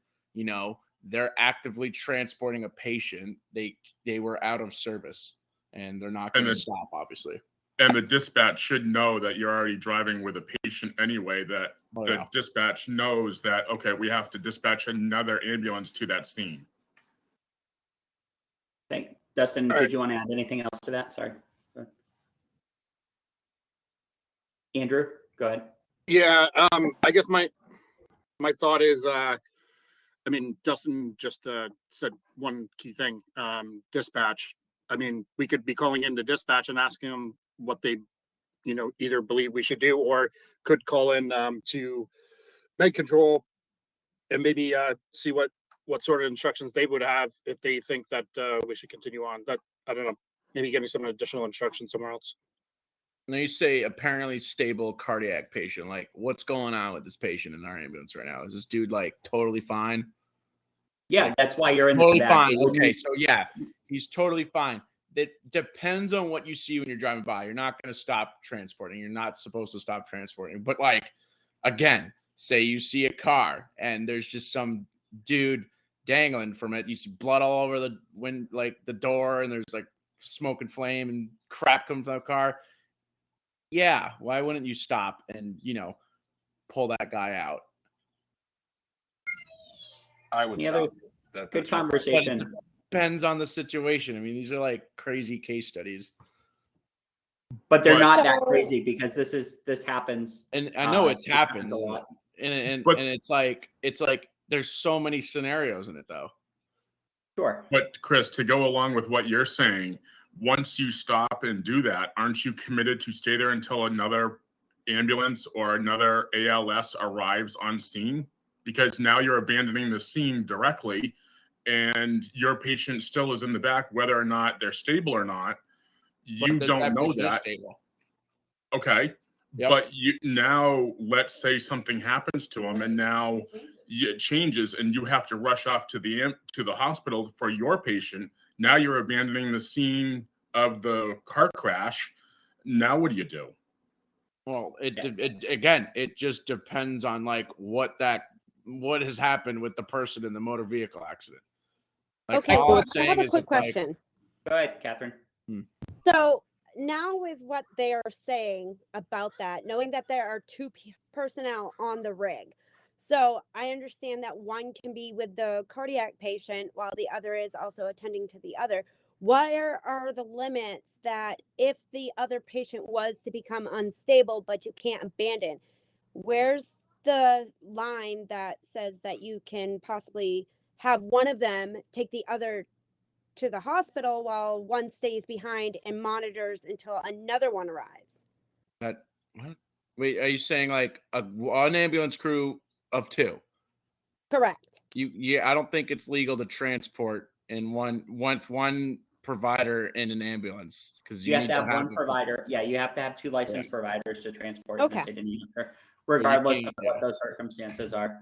And Golden Rule, you're never going to be alone. A lot of good discussion here. What I would say to you folks is a lot of the points that you folks brought up are spot on and valid. Some things to think about, as everyone alluded to, there is no silver bullet solution here, and a lot of you need to use your discretion. Nick, to your point about Vermont has some of the strictest laws requiring healthcare professionals to actually stop and requires them to have a duty to act under those circumstances. Some of the most strict laws in any of the 50 states, actually, believe it or not. So you got to know what your laws are. You got to know what you're comfortable with. This just happened to my service the other day. Well, I say the other day, it was like 2 months ago. They were bringing a patient emergent to the hospital. There were 2 or 3 providers in the back. The patient was relatively stable, and it was a pretty nasty car crash. So the ambulance crew made the decision to stop, kick 1 or 2 of the providers out of the back and leave another 2 providers with the patient for the time being. And the 2 that were outside started care until another transport unit got there, or another treatment unit got there. And as soon as that new crew got there, they transferred care over to them, got back in the ambulance and drove. I'm not saying that that was the right thing to do. I'm saying that's what the crew chose to do under those circumstances. And they all made the conscientious decision that if something bad happened to their patient at that point in time, and it resulted in that patient dying or having further injury, that they could potentially, there could be a lawsuit civilly there, or possibly criminal considerations as well. So here's a silly question for you. Now, in that instance, do you have to ask your patient that's in the back of the ambulance if it's okay with them if you go help someone else on a different scene, or is that just, benign? You don't have to. I would do that. I would be like, hey, you know what? There is a nasty car accident out here. It looks like people are really hurt. Would you mind if we stopped? And because if they say yes at that point, they're consenting to you delaying their treatment. And I think that holds a lot more weight behind it if it were to ever go to court than if you just said, hey, we're stopping. We're not going to continue to give you care until, well, we're continuing to give you care, but we're not going to continue your transport until we can get these other people taken care of. What town do you work in, David? I work for 2 services. I work in Brookline, New Hampshire, and I work in Amherst. Okay, so yeah, that's another point. Like, it could also depend on like where you're from. So like, for instance, for me, like I'm Farmington, and we also work really well with Rochester and Rochester Fire. And then you got like Frisbee Hospital that have all the medics. So in our area, we have great resources of like providers. Absolutely. So in a scenario like that, yeah, like if we have a stable patient, we're gonna stop and we're gonna wait probably until Rochester brings an engine or we get Frisbee medics on scene, and then we'll probably continue our transport. We're not, but again, it just depends on the situation because we have a big town.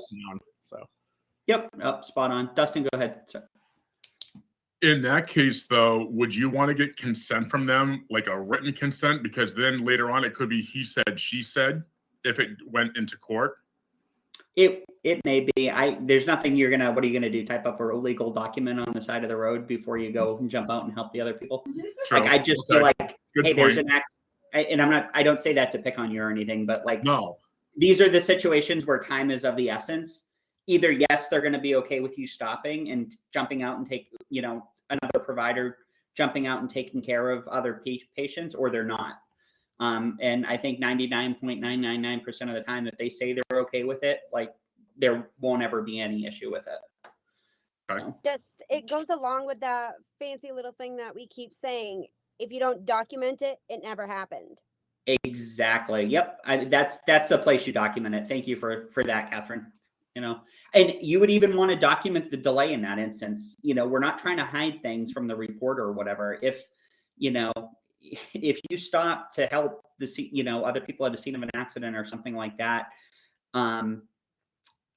you put it in your report. We're not making up things. We're not trying to hide things.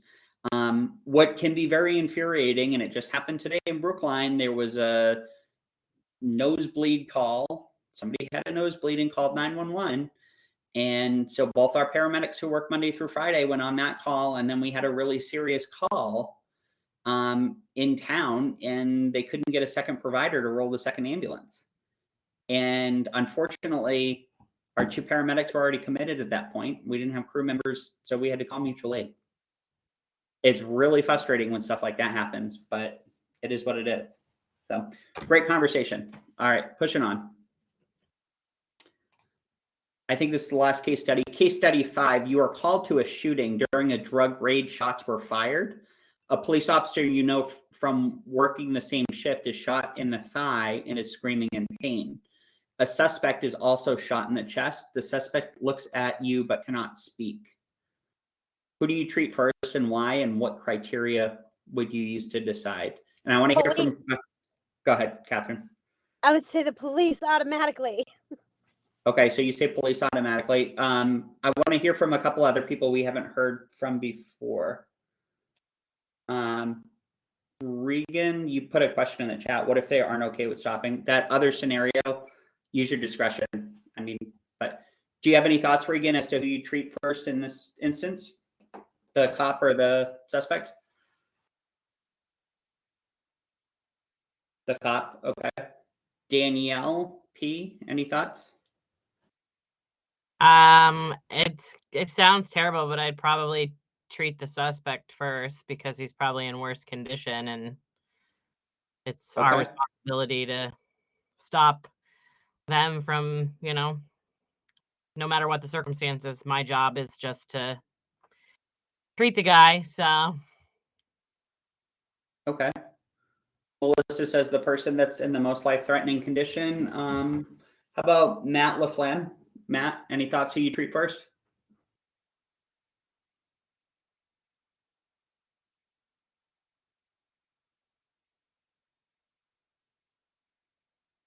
Came off mute here. Are you there, Matt? Yeah, I'd probably treat the guy with the most serious injuries first, most likely the suspect. Okay. Yeah. Can you give more light on this case study? Like, does this suspect still have the firearm in any manner? Because, like, if I walk up to some dude that just got in a gunfight with a cop and I see a gun on him, depending on where I'm at, I'm throwing punches all over the place. I mean, like, is he gonna still try to hurt me while I'm rendering care to him? Like, so scene safety is an important guns, like, in police officers, like, yeah, it's kind of like in the Army where you carry an IFAC on you and you got like you can do basic life saving on your own self, which most police officers carry that kind of equipment. So it just, again, it all depends. But as long as that police officer, isn't going through some sort of like traumatic shock and stuff after getting shot, which most people do. So Chris, let's thank you for that. Scene safety is always number one. But in this scenario, we'll assume the scene's safe and the firearm's been secure. Go ahead, Regan. You raise your hand. Wouldn't it be like how we have to treat ourselves first. Like if there was another paramedic or an EMR that was hurt, when we treat them, it'd be like the same. You know what I mean? Sure. So you're saying part of the reason you would treat the cop is A, they're a fellow first responder, B, the cop might be needed for your safety because maybe you don't know if there's another shooter or something like that there. Yeah. Yeah. You could What's you could worth definitely argue that point and make that point. what's worth Absolutely. more in society? Somebody who's a police officer or some That- jerk off so- that's doing drugs and So, shoot the Chris- cop, you know? So Chris, that's a type of behavior and attitude though we're not gonna tolerate in EMS. All lives are valued equally. I get that, but the police officer is part of our town and as an asset, and we would look at the police officer first. I mean, like, do they have the same injuries? Because what I'm saying is, like, if they both have the same exact, you know, That's not what the scenario is, though, Chris. I get that we're, too. We're looking at, the cop shot in the thigh and is in pain, and the suspect's shot in the chest and isn't talking. I'm so probably gonna grab the cop first. Okay. He's the closest, and I mean, in a scenario like this, like, I don't know who's behind that shooter. I'm obviously behind the cop, you know, and the cop is the first person that I can grab, and I'm not gonna run past a cop that's been shot. And Okay, it's just, so I just want to hear from a couple other people, though. Thank you for sharing what you do.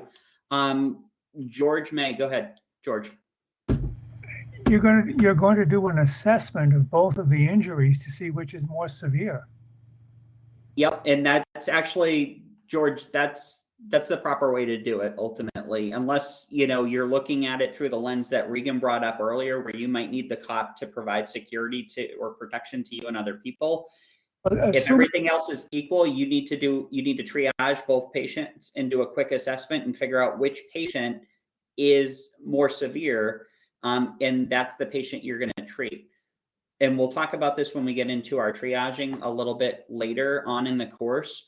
But triage is a really hard concept because you have to make life and death decisions in the moment based on what you're looking at from an assessment standpoint. And the way we triage is actually not just on the severity of injury, but on the likelihood or the probability of survival as well. If we have somebody that's in cardiac arrest, a cardiac arrest is worse than a femoral bleed. But in the scheme of things, if somebody's in cardiac arrest and I have multiple patients, I can stop a femoral bleed. I can't necessarily bring the patient back from cardiac arrest. So in that instance, I would treat the femoral bleed. Great point, George. You got to do that initial assessment, figure out who has the more severe injuries and whose probability of survival is higher. Other thoughts? You folks sick of scenarios yet? All right. Perfect. Moving on. Any questions about legal, medical, ethical issues? Alrighty then, let's jump into environmental. Finally get to do some medicine and talk about medicine. I feel like I've been talking about everything but medicine. So, environmental emergencies here, chapter 13. Yeah, so what are our competencies here? Obviously, we're going to address some things with trauma, how to recognize as well as start to treat life threats based on your findings and the acuity of the injured patient, while awaiting for other emergency responders. We'll talk through some environmental emergency situations, and we're specifically going to dive into the recognition and management of both submersion incidents. What do I mean by submersion? I mean drowning, as well as temperature-related illnesses here. And there's a continuum, and we'll talk about the continuum in a little bit. So starting with some of the heat-related emergencies, what you need to realize is that when a person is exposed to excess heat, our bodies have mechanisms to help us regulate our temperature. And when somebody's in excessive heat, our body systems can be overwhelmed, and that can result in things like cramps, heat cramps, heat exhaustion, and heat stroke. So I said earlier, there's this like continuum of heat emergencies. Heat cramps is the most mild or subtle. Not to say that they're not painful, but that's really the first step in the process when somebody's overheating. And we'll take a look at that. We'll also talk about some cold environments, and unintentional exposure to water can lead to submersion and drowning. So anyway, regardless of what environmental emergency you get into here, we're following our same algorithm, if you will, for doing our scene size up, our patient assessment, history taking, secondary assessment, and reassessment. The only other considerations here are under that primary assessment phase. And a few of you actually, when we were in Concord, had mentioned A, B, C, D, E when you're doing your ABCs. So A stands for airway, breathing, circulation. D is determination, like this is a candidate for high transport, and E stands for environmental. So can we get them out of wet clothes? Can we shelter them? Can we give them blankets? Can we put them in the back of a warm vehicle, a sleeping bag, things to that effect? So if you folks find yourself in outdoor environments and settings, try to bring them through, you know, the priorities of A, B, C, D, E, being the determination for transport, like, do I need to call a helicopter or something like that? And E being what environmental considerations can you make, or things to protect them from the environment. So anytime you're toned out to an environmental emergency, obviously review the dispatch information. You want to assess the scene for safety issues. As a former park ranger, I can tell you Mother Nature is not forgiving. And, you know, a lot of rescuers get hurt and have been exposed to the elements. So make sure, you know, if you're hiking into the backcountry or, you know, venturing away from your ambulance, make sure you have the equipment you need and the equipment your partner needs to both be safe as well as treat the patient. When you get on scene, do your primary assessment, you know, your initial impression, the determination of their responsiveness using AVPU. What's AVPU stand for? Alert, Yeah. verbal, pain, unresponsive. Thank you. Introduce yourself to the patient, check for the patient's ABCs, address any of those, you know, acute emergencies related to ABCs, as well as your D, your determination for transport, and E, your environmental considerations. Do that during your initial assessment, or your primary assessment, I should say. And then finally, you want to acknowledge the patient's chief complaint as well as any other secondary complaints. Usually it's best to collect a medical history on the medical patient before you perform a secondary assessment. And we're using our sample acronym to do that. S stands for what? Signs and symptoms. Thank you. A stands for? Allergies. Awesome. M? Medical history. Or medication, sorry. Thank you. Medication, sorry. That's okay. P is our... Pertinent medical history. There it is. L? Last intake. Yeah, and in these environmental situations too, it's really important to know the last output. So last in, last out.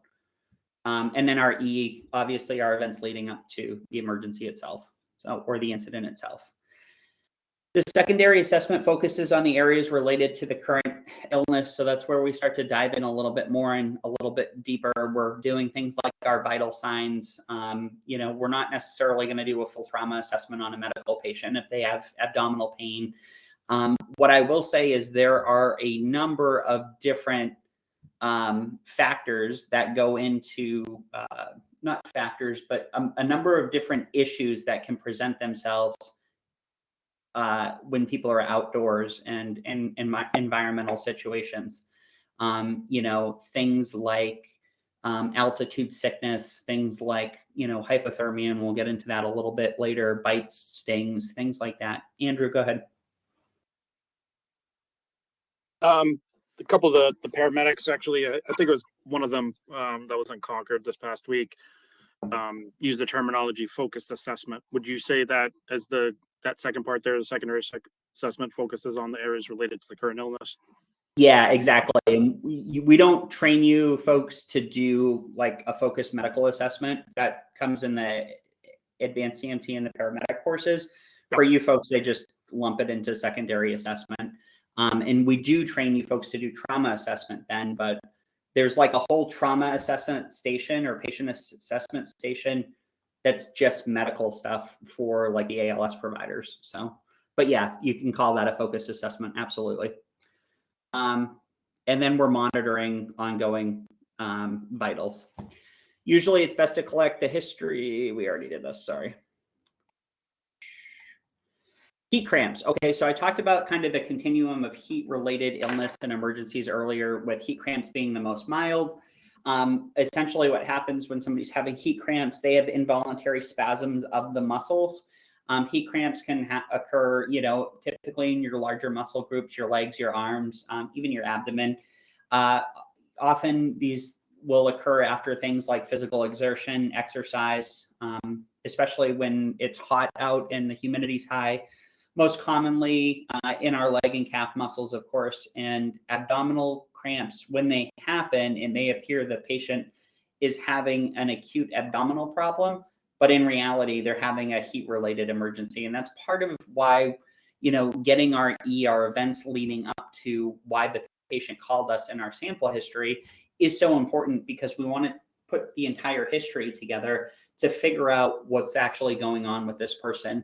And even though, you know, we might think it's kidney stones, or we might be thinking of, you know, gallbladder issues or pancreas or kidney stones or whatever it is when we hear abdomen, but then we get there and they're like, oh, well, they're working out outside. They haven't drank a lot of water. They're, you know, they're overheating, blah, blah, blah, blah, blah.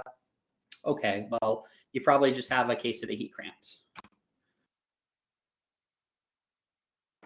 The treatment for heat cramps, pretty easy here. And a lot of these treatments are duplicated. We're going to move the patient to a cool place. We're going to have them lay down in a comfortable position, give them some water. A little bit of sports drink too goes a long way. Like a 2-to-1 ratio or even a 3-to-1 ratio of water to sports drink. If the cramps don't disappear, if the patient's young, old, or has chronic medical conditions, you know, consider transport for these folks. So, but usually the heat cramps will resolve themselves. Questions on heat cramps? Anybody ever had them? I don't exercise, so I've never had. No, I'm just kidding. Heat exhaustion occurs when a person is exposed to temperatures greater than 80 degrees, usually again in combination with higher humidity, and can result as a vigorous exercise at lower temperatures. You know, things like doing yard work, weed whacking, pushing a lawnmower in the hot sun. You know, it's not just exercise, it's physical exertion in these environments. So when you get called a grandpa on a hot sunny day who's out just mowing his yard and he's, you know, covered in sweat, you know, he might be having heat exhaustion. Heat exhaustion really is the second phase in that evolution of heat-related emergencies. So typically we'll see some heat cramps first. That'll materialize into some heat exhaustion, and then we'll get into heat stroke in a little while, but that's the last. Typical signs and symptoms for some heat exhaustion: profuse sweating, like, you know, he's got the entire shirt on and you see the giant ring of sweat, or he's got the Mickey Mouse mark where like his belly area is all stained from sweat, and around his, you know, chest area, he looks like Mickey Mouse. Anyway, lightheadedness, dizzy, nausea, weak pulse, and low blood pressure can all be telltale signs of heat exhaustion, especially again when we piece together the story of how they got to where they're at right now. We could also think it's heat exhaustion and they could be having an underlying cardiac emergency. So, you know, it goes both ways. Be looking for heat exhaustion, but just, you know, they taught me in EMT school, everything's cardiac until you rule it out. You know, anyway. Predisposing factors may make some people more susceptible to heat exhaustion. You know, the young, so the pediatric and the geriatric population. Folks with pre-existing medical conditions, certain medications can certainly do it. High outdoor temperatures and high humidity as well can all attribute to heat exhaustion in patients. The treatment for heat exhaustion, we're going to move the patient to a cooler place and treat them for shock. Unless the patient's unconscious, nauseated, or vomiting, we're going to try to give them some fluids by mouth. Again, we need to restore the fluid and electrolytes to their system. Again, some sports strength can go a long way. Don't, way more water than sports strength, though. We're also going to monitor their ABCs, and these people do need to go to the hospital to get checked out and probably get some IV fluid and make sure everything's squared away. The last heat-related emergency is the heat stroke, which I mentioned earlier. And really, this occurs when the body is subjected to more heat than it can handle, and the normal mechanisms for getting rid of the excess heat are overwhelmed. So, for example, sweating is a mechanism for helping to regulate our heat. These people aren't sweating anymore. They've sweat everything out of them. Their body's starting to shut down because of the heat and the temperatures. So at some point, the patient's body temperature for these cases, somebody truly in heat stroke, will continue to rise until it reaches a level in which it starts to not only damage the brain, but can actually damage other organs as well. So bad news bears there. So signs and symptoms for these folks: flushed skin. So they're really pale skin that feels hot to the touch. You can feel their heat a lot of times. These folks will be heading towards a state of either semi-consciousness or unconsciousness. So really, time is of the essence here, and it is important that we detect this early and we get moving. Their internal temperatures are also, can get north of 104 degrees. So it doesn't have, just a clarifying point, it doesn't have to be 104 degrees here in order to be classified as heat stroke. This is saying that their temperatures can get up to that point. And again, that's when we'll start seeing organ and, organ issues and failure and brain issues and whatnot. So the treatment for these folks, of course, we're going to maintain their ABCs and D, determination. This is definitely a patient for rapid transport. And E, we're going to get them out of the hot environment. Also using things like, and the book doesn't mention this, cool packs to, put in their groin and under their armpits to cool them down. Fans and misting these patients can make a difference. In the Red Cross course for first aid, they teach trying to put these people in like a pool or something like that. But if they're semi-conscious or unconscious, you shouldn't be putting them in a pool. So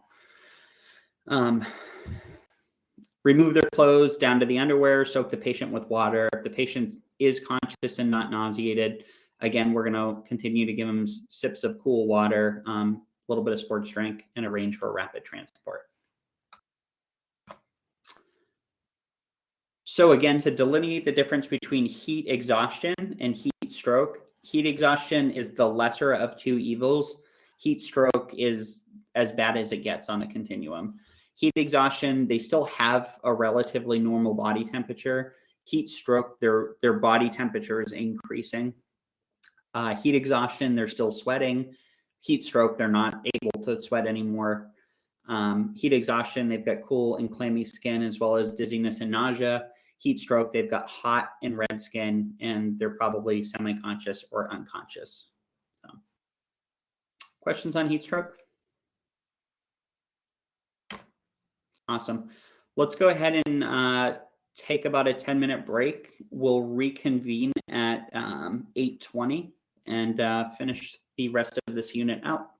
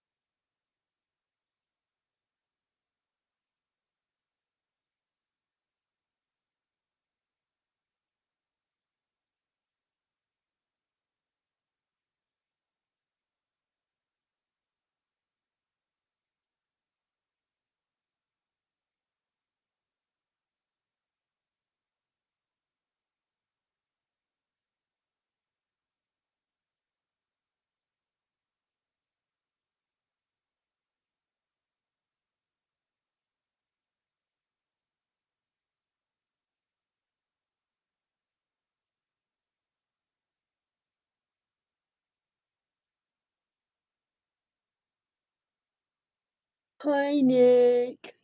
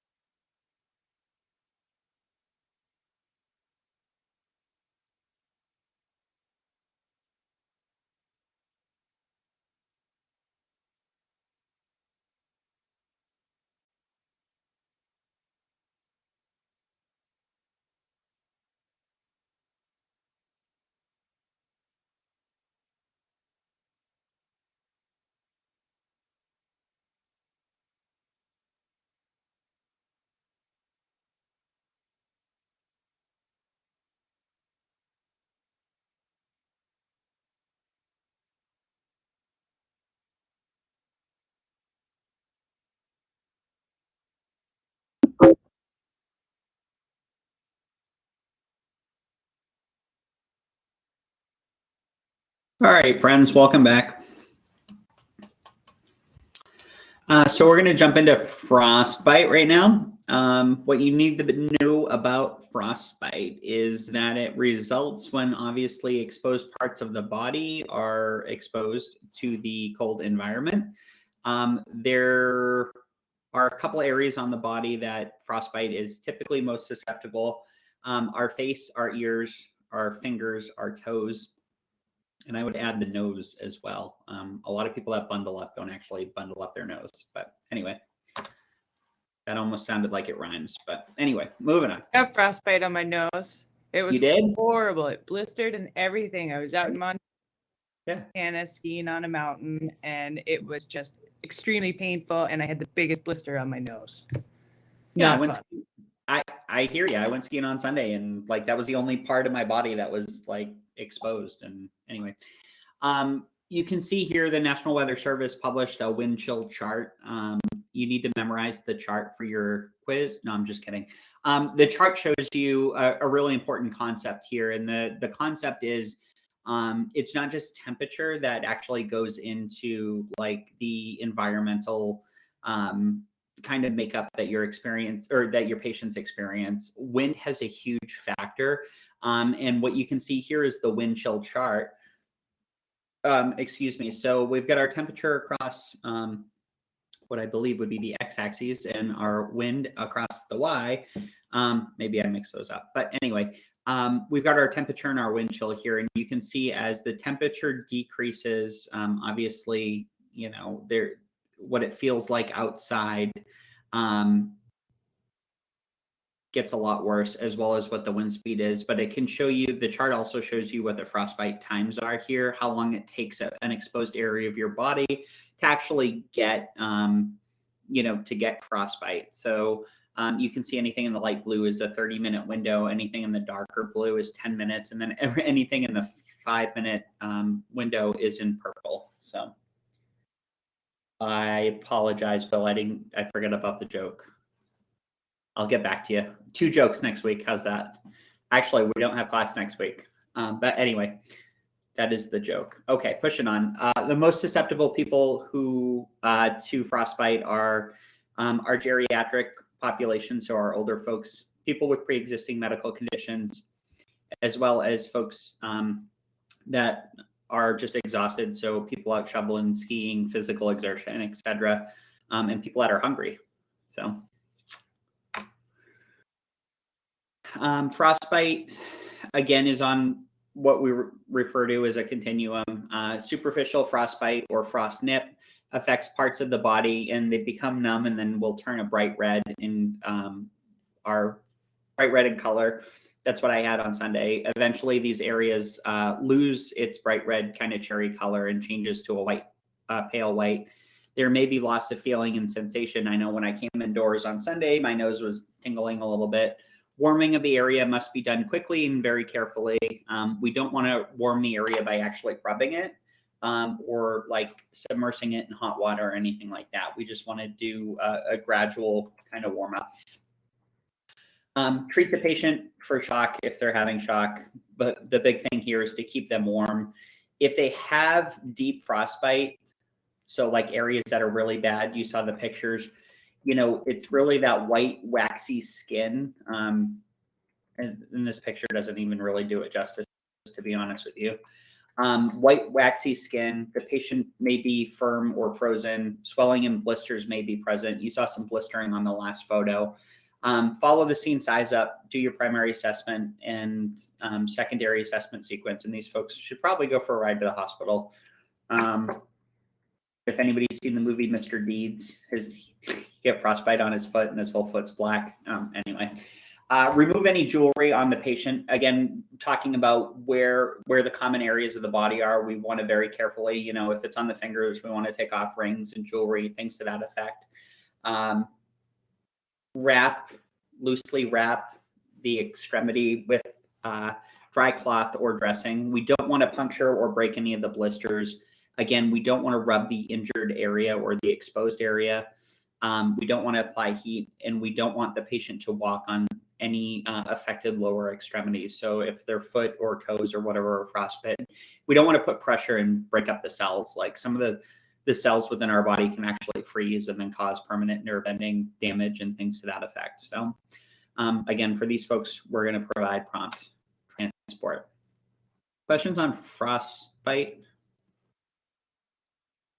Cool. Like everything else we've talked about tonight so far in this section, there's a continuum of hypothermia. The continuum for hypothermia is actually outlined in the New Hampshire state protocols because depending on where the person's at on the continuum, you will have different treatment methodologies for them. And that's what New Hampshire prescribes. So essentially anybody is considered hypothermia or hypothermic when their body temperature is less than 95 degrees Celsius. Of course, you all know that the normal, range for an adult, is in the 97.6 range. So you have some fluctuation there. The person's body is not able to produce enough energy to keep the internal temperature at a satisfactory level. Going back to, I'm sure we've talked about homeostasis and your body, controlling different or activating different mechanisms in your body and systems to help regulate your core temperature.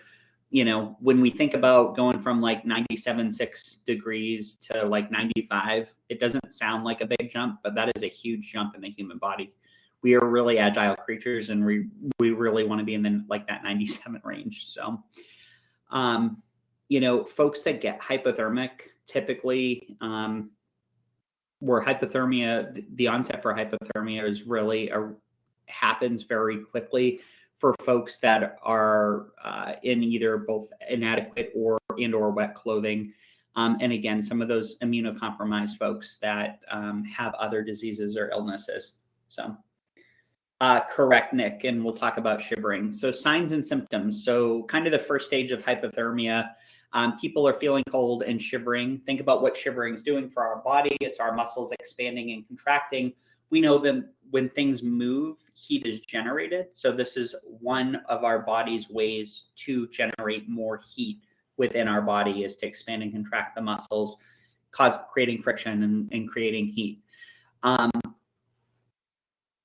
Milder and more severe forms of hypothermia, or not milder, I'm sorry, increased and more severe cases of hypothermia on that continuum. Somebody might start to get sleepy, as well as a decreased level of consciousness. Later on, they're not going to be able to shiver anymore. Lack of coordination, mental confusion, slowed reaction, and unconsciousness can all, continue down. Nick raises a really good point. One of the first things to go is your manual dexterity. And what we mean by that is, of course, like your fingers and toes, and your ability to actually control things and effectively move them. And if you think about it, it makes a lot of sense, because what our body starts to do as a coping mechanism, it starts to shunt some of the blood away from those extremities to our central organs and our chest area. So it keeps the important stuff warm. But anyway, so again, here's, that range or continuum. You can see folks in the 95 to 93 range. Some common signs and symptoms for them: shivering, foot stamping, things like that. Their body's trying to get warm. There are constricted blood vessels, rapid breathing, and again, because we're trying to generate heat. Their level of consciousness, typically they're conscious typically, but might be a little withdrawn. In the 89 to 92 range, loss of coordination and muscle stiffness. That's where our dexterity starts to go. Slower respirations and a slower pulse. These folks also might be confused, lethargic, and sleepy. Back in the day when I was in the Boy Scouts, one of the indicators they would use to kind of assess us for hypothermia is, asking the patient to count backwards from 100 type of thing. And, most people can do that. And if they can't do it, or if they're delayed in doing that, you might have some onset of hypothermia there because of, again, their level of confusion as well as their lethargy. When somebody starts to go in the 88 to 80 range, they're probably unresponsive and trending in the direction of becoming comatose. Weakened pulse. It can cause cardiac dysrhythmias, so change our heartbeat and our pattern there, as well as having slow respirations. And then anybody that it has a core temperature under 80 degrees has signs and symptoms: apparent death, so they're pulseless, apneic, they're in cardiac arrest, and definitely unresponsive at that point. So questions or thoughts on kind of the continuum for hypothermic patients? Go ahead, Nick. Not necessarily towards the patients, but we had a fatal the other night, double fatal, I believe it was, or just a fatal. It was cold enough out for some of our guys actually starting to shiver and lose dexterity. So something of that matter to think of when you're on scene for a long period of time. Try to keep warm, dress in layers. You don't want to sweat out there and get extremely cold on a cold concrete pavement. Yeah, especially the fire folks that are, doing fireground operations that are either, throwing ladders and getting sweaty inside. As soon as somebody's wet, it's a bad day. And, if they're handling a hose or, doing fire suppression activities, chances are they're going to get wet. So wetness leads to cold, coldness leads to hypothermia. So just be mindful of that and watch out for each other. So our treatment for hypothermia, obviously we want to try to move the patient to a warm area. Jacking the temperature up in the back of the ambulance if you're on the way to a call, this time of year is not a bad thing to do. Remove wet clothing. Again, we talked about the heat loss through wet clothing being far greater than somebody that has dry clothing on. You can heat up blankets. Some ambulance services have warm blankets, putting those over and under the patient. If the patient's conscious, try to give them some warm fluid to drink. This is one of the few cases where we'll actually give patients fluid and, you know, in some instances, a snack bar or something like that. If you don't have access to a building, move the patient into some type of heated vehicle or tent or whatever you got. If your transport's delayed, you might need to use your own body heat to warm the patient, space blankets, sleeping bags.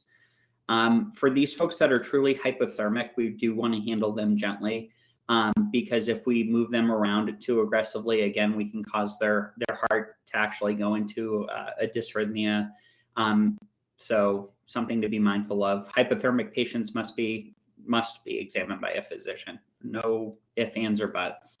It's not a matter of just heating them up and signing them off. We need to bring these people in to get them looked at. This is one of the things that you just need to ingrain in your head as a medical professional, especially in EMS. Cardiac arrest and hypothermia, people aren't dead until they're warm and dead. And what I mean by that is somebody can still have a pulse and still have a heartbeat and shallow respirations and be hypothermic. So if the patient's body temperature falls to less than 83 degrees, the heart may stop and you will need to begin CPR. Always start CPR and use an AED on a hypothermic patient, even if you believe they have been dead for several hours. These are instances, you know, where people weren't actually dead, or we were able to actually get them back. And part of that has to do with the process that your body undergoes with hypothermia of slowing your heartbeat down, as well as slowing your respirations down. And we'll talk about that in cold water drowning in a little bit. But people aren't dead until they're warm and dead. So you need to, like, if the patient's hypothermic, review the protocol and follow the protocol. You got to get them heated up, and, you know, you might have to start CPR and all that jazz. So questions? Hey, drowning and submersion. So drowning each year in the United States accounts for more than 3,000 deaths. Drowning is the second leading cause of injury and death among children 1 to 14. I think trauma is the first, but don't quote me on that. Drowning is defined as suffocation because of submersion in water or in other fluids. So submersion injuries result from being beneath the surface of water or another liquid. You all knew that. Likely locations of drowning: streams, lakes, swimming pools, hot tubs, for a variety of reasons. But other likely locations can include wading pools, public fountains, storm drains, and then unfortunately for infants, bathtubs and toilets, as well as, and I had never thought of this, mop buckets. You can drown in a cup of water, like it's that bad. So, thanks for sharing, Leah. So stages in drowning, this is the night of continuums, right? So when we talk about drowning, there's like a continuum of drowning. Usually the initial stage in that continuum is panic. You know, the person's in the water, they're trying to get out, they're flailing their hands, they're moving, they're trying to stay afloat, tread water. This can cause people to become fatigued, injured, cold, or entangled in things that are in the water. Seaweed, kelp, fishing line, ropes. Oftentimes they, you know, will tire themselves out ultimately and experience some type of loss of orientation, and then start to become ill. The feeling of panic produces an inefficient breathing pattern, you know, increased heart. If they're moving around and, you know, trying to tread water, they might start to cramp up. They're going to have muscle fatigue. The demand for oxygen is greater when somebody's moving and physically exerting themselves. So obviously an inefficient breathing pattern is not going to be conducive, and that's not going to be sustainable to life. Folks that maybe have experienced a submersion injury, oftentimes they keep calling it submersion injury. Coughing, vomiting, difficulty breathing, respiratory arrest, cardiac arrest, broken bones or spinal injuries, and of course, hypothermia. So some of the things to be on the lookout for anybody that has had a submersion-related injury. How do we treat them? Well, scene safety is always the most important thing. If the patient's still in the water, don't exceed your limits of trying to rescue them. There's a great saying out there, reach, row, throw, and go. So if you can reach the person with a stick or a pool pole or something like that, throw, like if you have a life preserver or a life ring or something like that, you can throw it out to the patient. Row being get in a boat and go out to that patient, and then go is your last ditch effort. If you have no other option than to jump in the water and go after them, then that's a decision that you'll make. Call for additional help. Call for additional help, period. So if there is evidence of trauma, you may need to move the patient and protect the spine. So, somebody that you might get called for drowning, but turns out you get there and they're in the bottom of, they dove into the pool and cracked their head and they've got a head, neck, and back injury. So we need to take spinal precautions as we extricate them from the pool and all that stuff. Do your primary assessment. When you're doing your secondary assessment, correct any, ABC problems, start CPR if you need to. If the patient's breathing adequately, if the patient, that should say inadequately, administer high flow oxygen, dry the patient, and cover the patient with towels or blankets. Questions on any of that content? All right. Cold water drowning. You're far more likely to survive a cold water drowning than you are a warm water drowning. And that's because of the mammalian diving reflex. And remember when I talked about hypothermia earlier, slowing down your heart rate and your overall metabolic rate, as well as the demand for oxygen, we're pulling people out of the water from cold water drowning upwards of an hour after drowning and them actually being viable patients. So anytime you have a cold water drowning, even if it's been a period of time that you don't think the person's viable, really stop and think hard and fast about that, because there is a good chance that they may be viable. So we want to start CPR on those folks as long as there's no definitive sign of death, which we talked through earlier.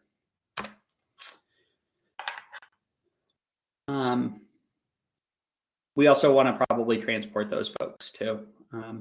Again, I'm not talking about these patients that have obvious signs of death like decapitation or, their deterioration or lividity or anything like that, rigor mortis, things like that. But, if a patient's gone under the ice or the water or whatever, and the water's cold, there is a chance we might be able to revive them.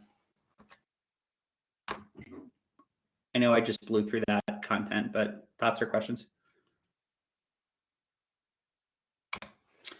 Lightning injuries. These are exciting. Shocking, I know. The electrical injury resulting from a lightning strike can cause cardiac irregularities and/or cardiac arrest. The first national park I worked in actually was Petrified Forest National Park, and it's basically out in the middle of a desert. There's a bunch of petrified rocks and wood and stuff out there. And one of the hiking trails goes out into an area of high density of petrified wood, and a storm rolled in. And a couple of summers before I got there, they had like 4 or 5 people struck by lightning that were out on the trail.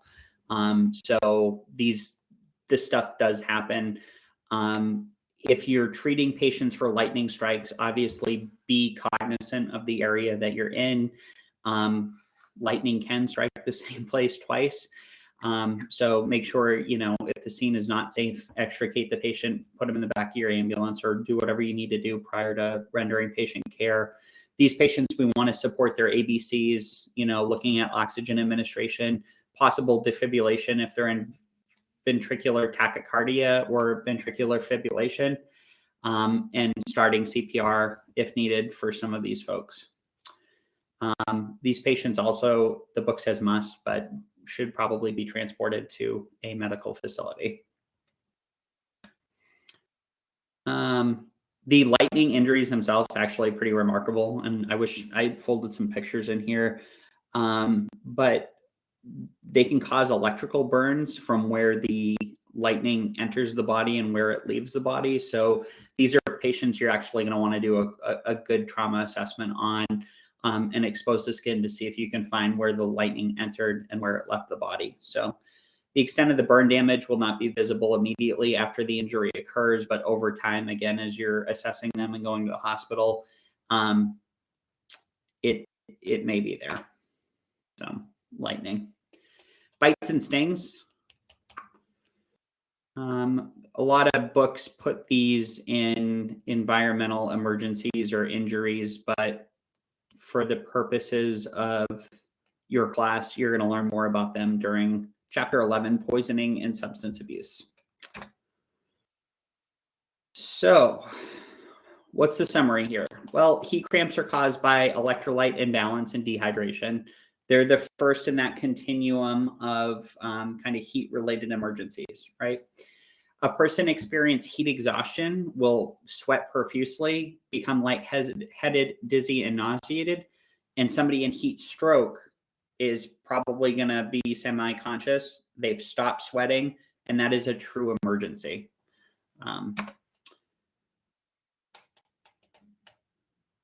The body's parts most susceptible to frostbite include the face, ears, fingers, toes, and again, the nose, which I guess is on your face. So hypothermia occurs when a person's body is not able to produce enough heat to keep the core body or internal temperature at a satisfactory level. Again, that 97 range. Hypothermia is anything 95 or below is how they define it. But hypothermic patients should never be considered dead until they've been warmed in an appropriate medical facility. Again, they're not dead until they're warm and dead. And then finally, drowning can occur in a variety of settings around the home and outdoors. Different groups tend to drown in different places. And lightning injuries are caused by a powerful jolt of electrical current that passes through parts of the body. Typically, you can find the entrance point and the exit point. So, all right, here's our review. The heat stroke occurs when the outside temperature exceeds 90 degrees. The body's heat eliminating mechanisms are overwhelmed. A person becomes dehydrated from excess perspiration, or the humidity exceeds 80%. B. Yeah, thanks, Andrew. B, nice. The body's heat eliminating mechanisms are overwhelmed. Again, that's not a good day. So, question 2, you're called to the scene of a patient with a deep frostbite. Which of the following actions would be appropriate for you to take? Provide pain medication, rub the affected area to warm it up, arrange for prompt transport, or apply heat directly to the damaged tissue. Nice. Usually if you see arrange for prompt transport, it's probably a good answer. When you encounter a person who has been submerged in cold water and is unresponsive, you should do nothing. The patient's already dead. Transport them to a hospital because only physicians will be able to treat this patient. Warm the patient immediately before taking other actions, or start CPR. Outstanding. Start CPR. All right, ladies and gentlemen. Does Max keep you all till 10 o'clock usually, or are you all going to wrap me up for letting you out soon, or no? Okay, good. Nope, not as long as you can answer one of my questions. He's a talker. It's a good time. We're good. Am I giving you what you need out of this class? All right, just making sure. Does anybody have any questions about anything that we've covered tonight, or anything we haven't covered tonight that you want to talk about? I have a question, but it's about the quiz, and you can dismiss everybody beforehand. But because Okay. I just did the quiz during the break, and there are a lot of questions on there again that are like cut in half. Okay, let's. I'm happy to stay on and talk to you about it, Chris. Sure. Other thoughts or questions? Dave, where will you be this weekend? Hopefully skiing, but maybe at Concord. I don't know. Who knows? We'll see. So one of those duty to act things. I'm just Yeah. kidding. Exactly. I'm not on duty. No, I'm Friday night. Yes, I might be in Concord. Not sure on that yet, though. I might have some family plans, so we'll see what happens. George, you had a question, or? Going way back to the area, the topic of consent. Sure. Somebody who completely there's somebody who's had too much to drink, somebody who maybe's taken some drugs. Mm-hmm. You know, they're not unconscious, so you can talk to them, but they're not being. How does that? What does that fall under? If you said that they are, they've had too much to drink, type of thing. If they're not, oh, go ahead. Take somebody who's had way too much to drink. Mm-hmm. They don't have the ability to provide consent to refuse. And if they're combative or they don't want to hear that, then you call med control and see if med control wants them brought in.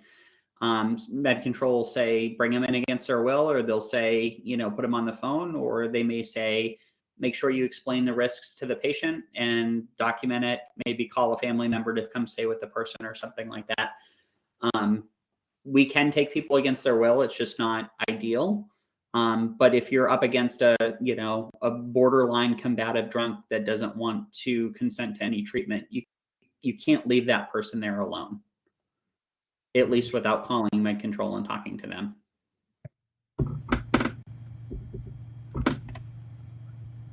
Did that answer your question, George?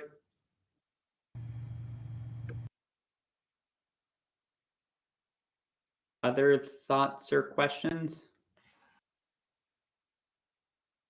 I feel Just like a I'm silly just. one. Go ahead, Melissa.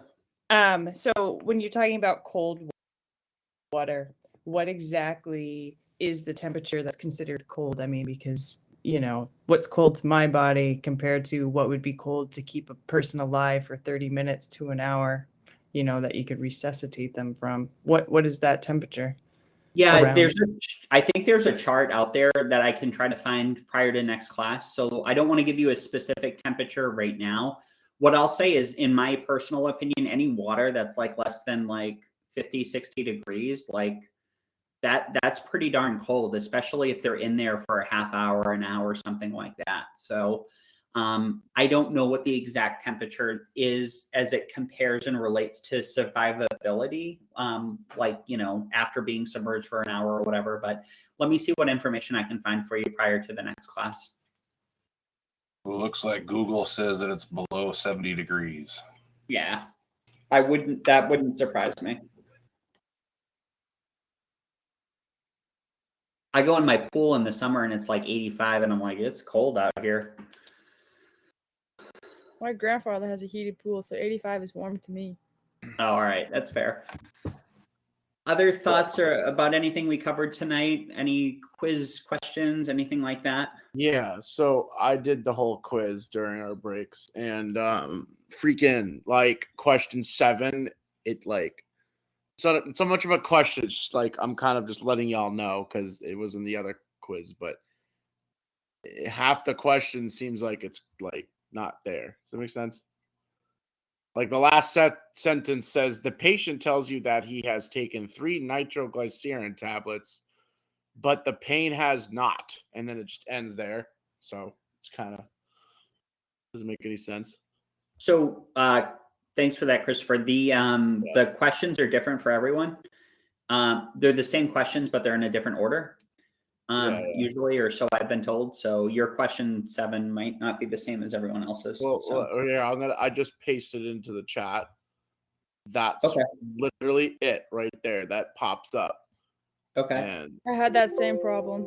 Yeah, and I'm like, I don't know, there's only like 2 attempts So- to quiz, so So, I- Christopher, it'll tell we you where had to brought that read up in to the book, Max but- on our last class, and so he said he was aware of it and he was working on it. I don't know if what he's going to do in reflection to a score that you would have on that, but he is aware of it. We talked about it last class. Awesome. Thank you. Catherine, go ahead. Yeah. So regarding the quiz, I had gotten stuck on question 38 about the caring for an 81-year-old woman. I don't exactly understand this question apparently because it doesn't really make a whole lot of sense to me. It was Can you about post how it in the she chat?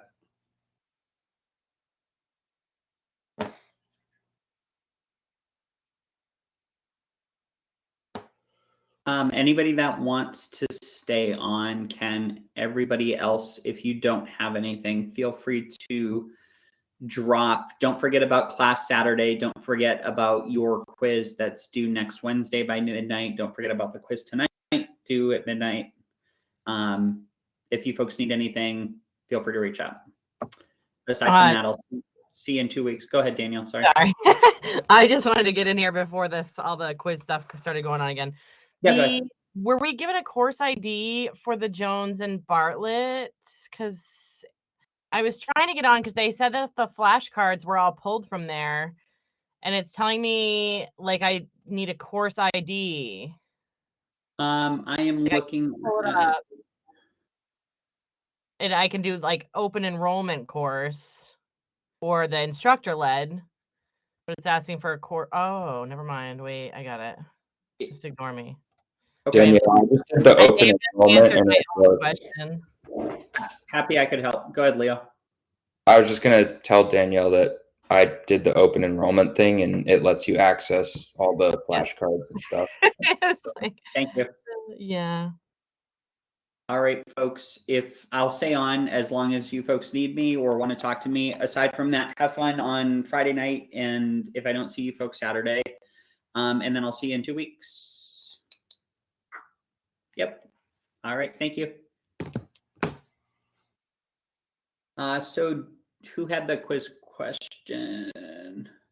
Catherine.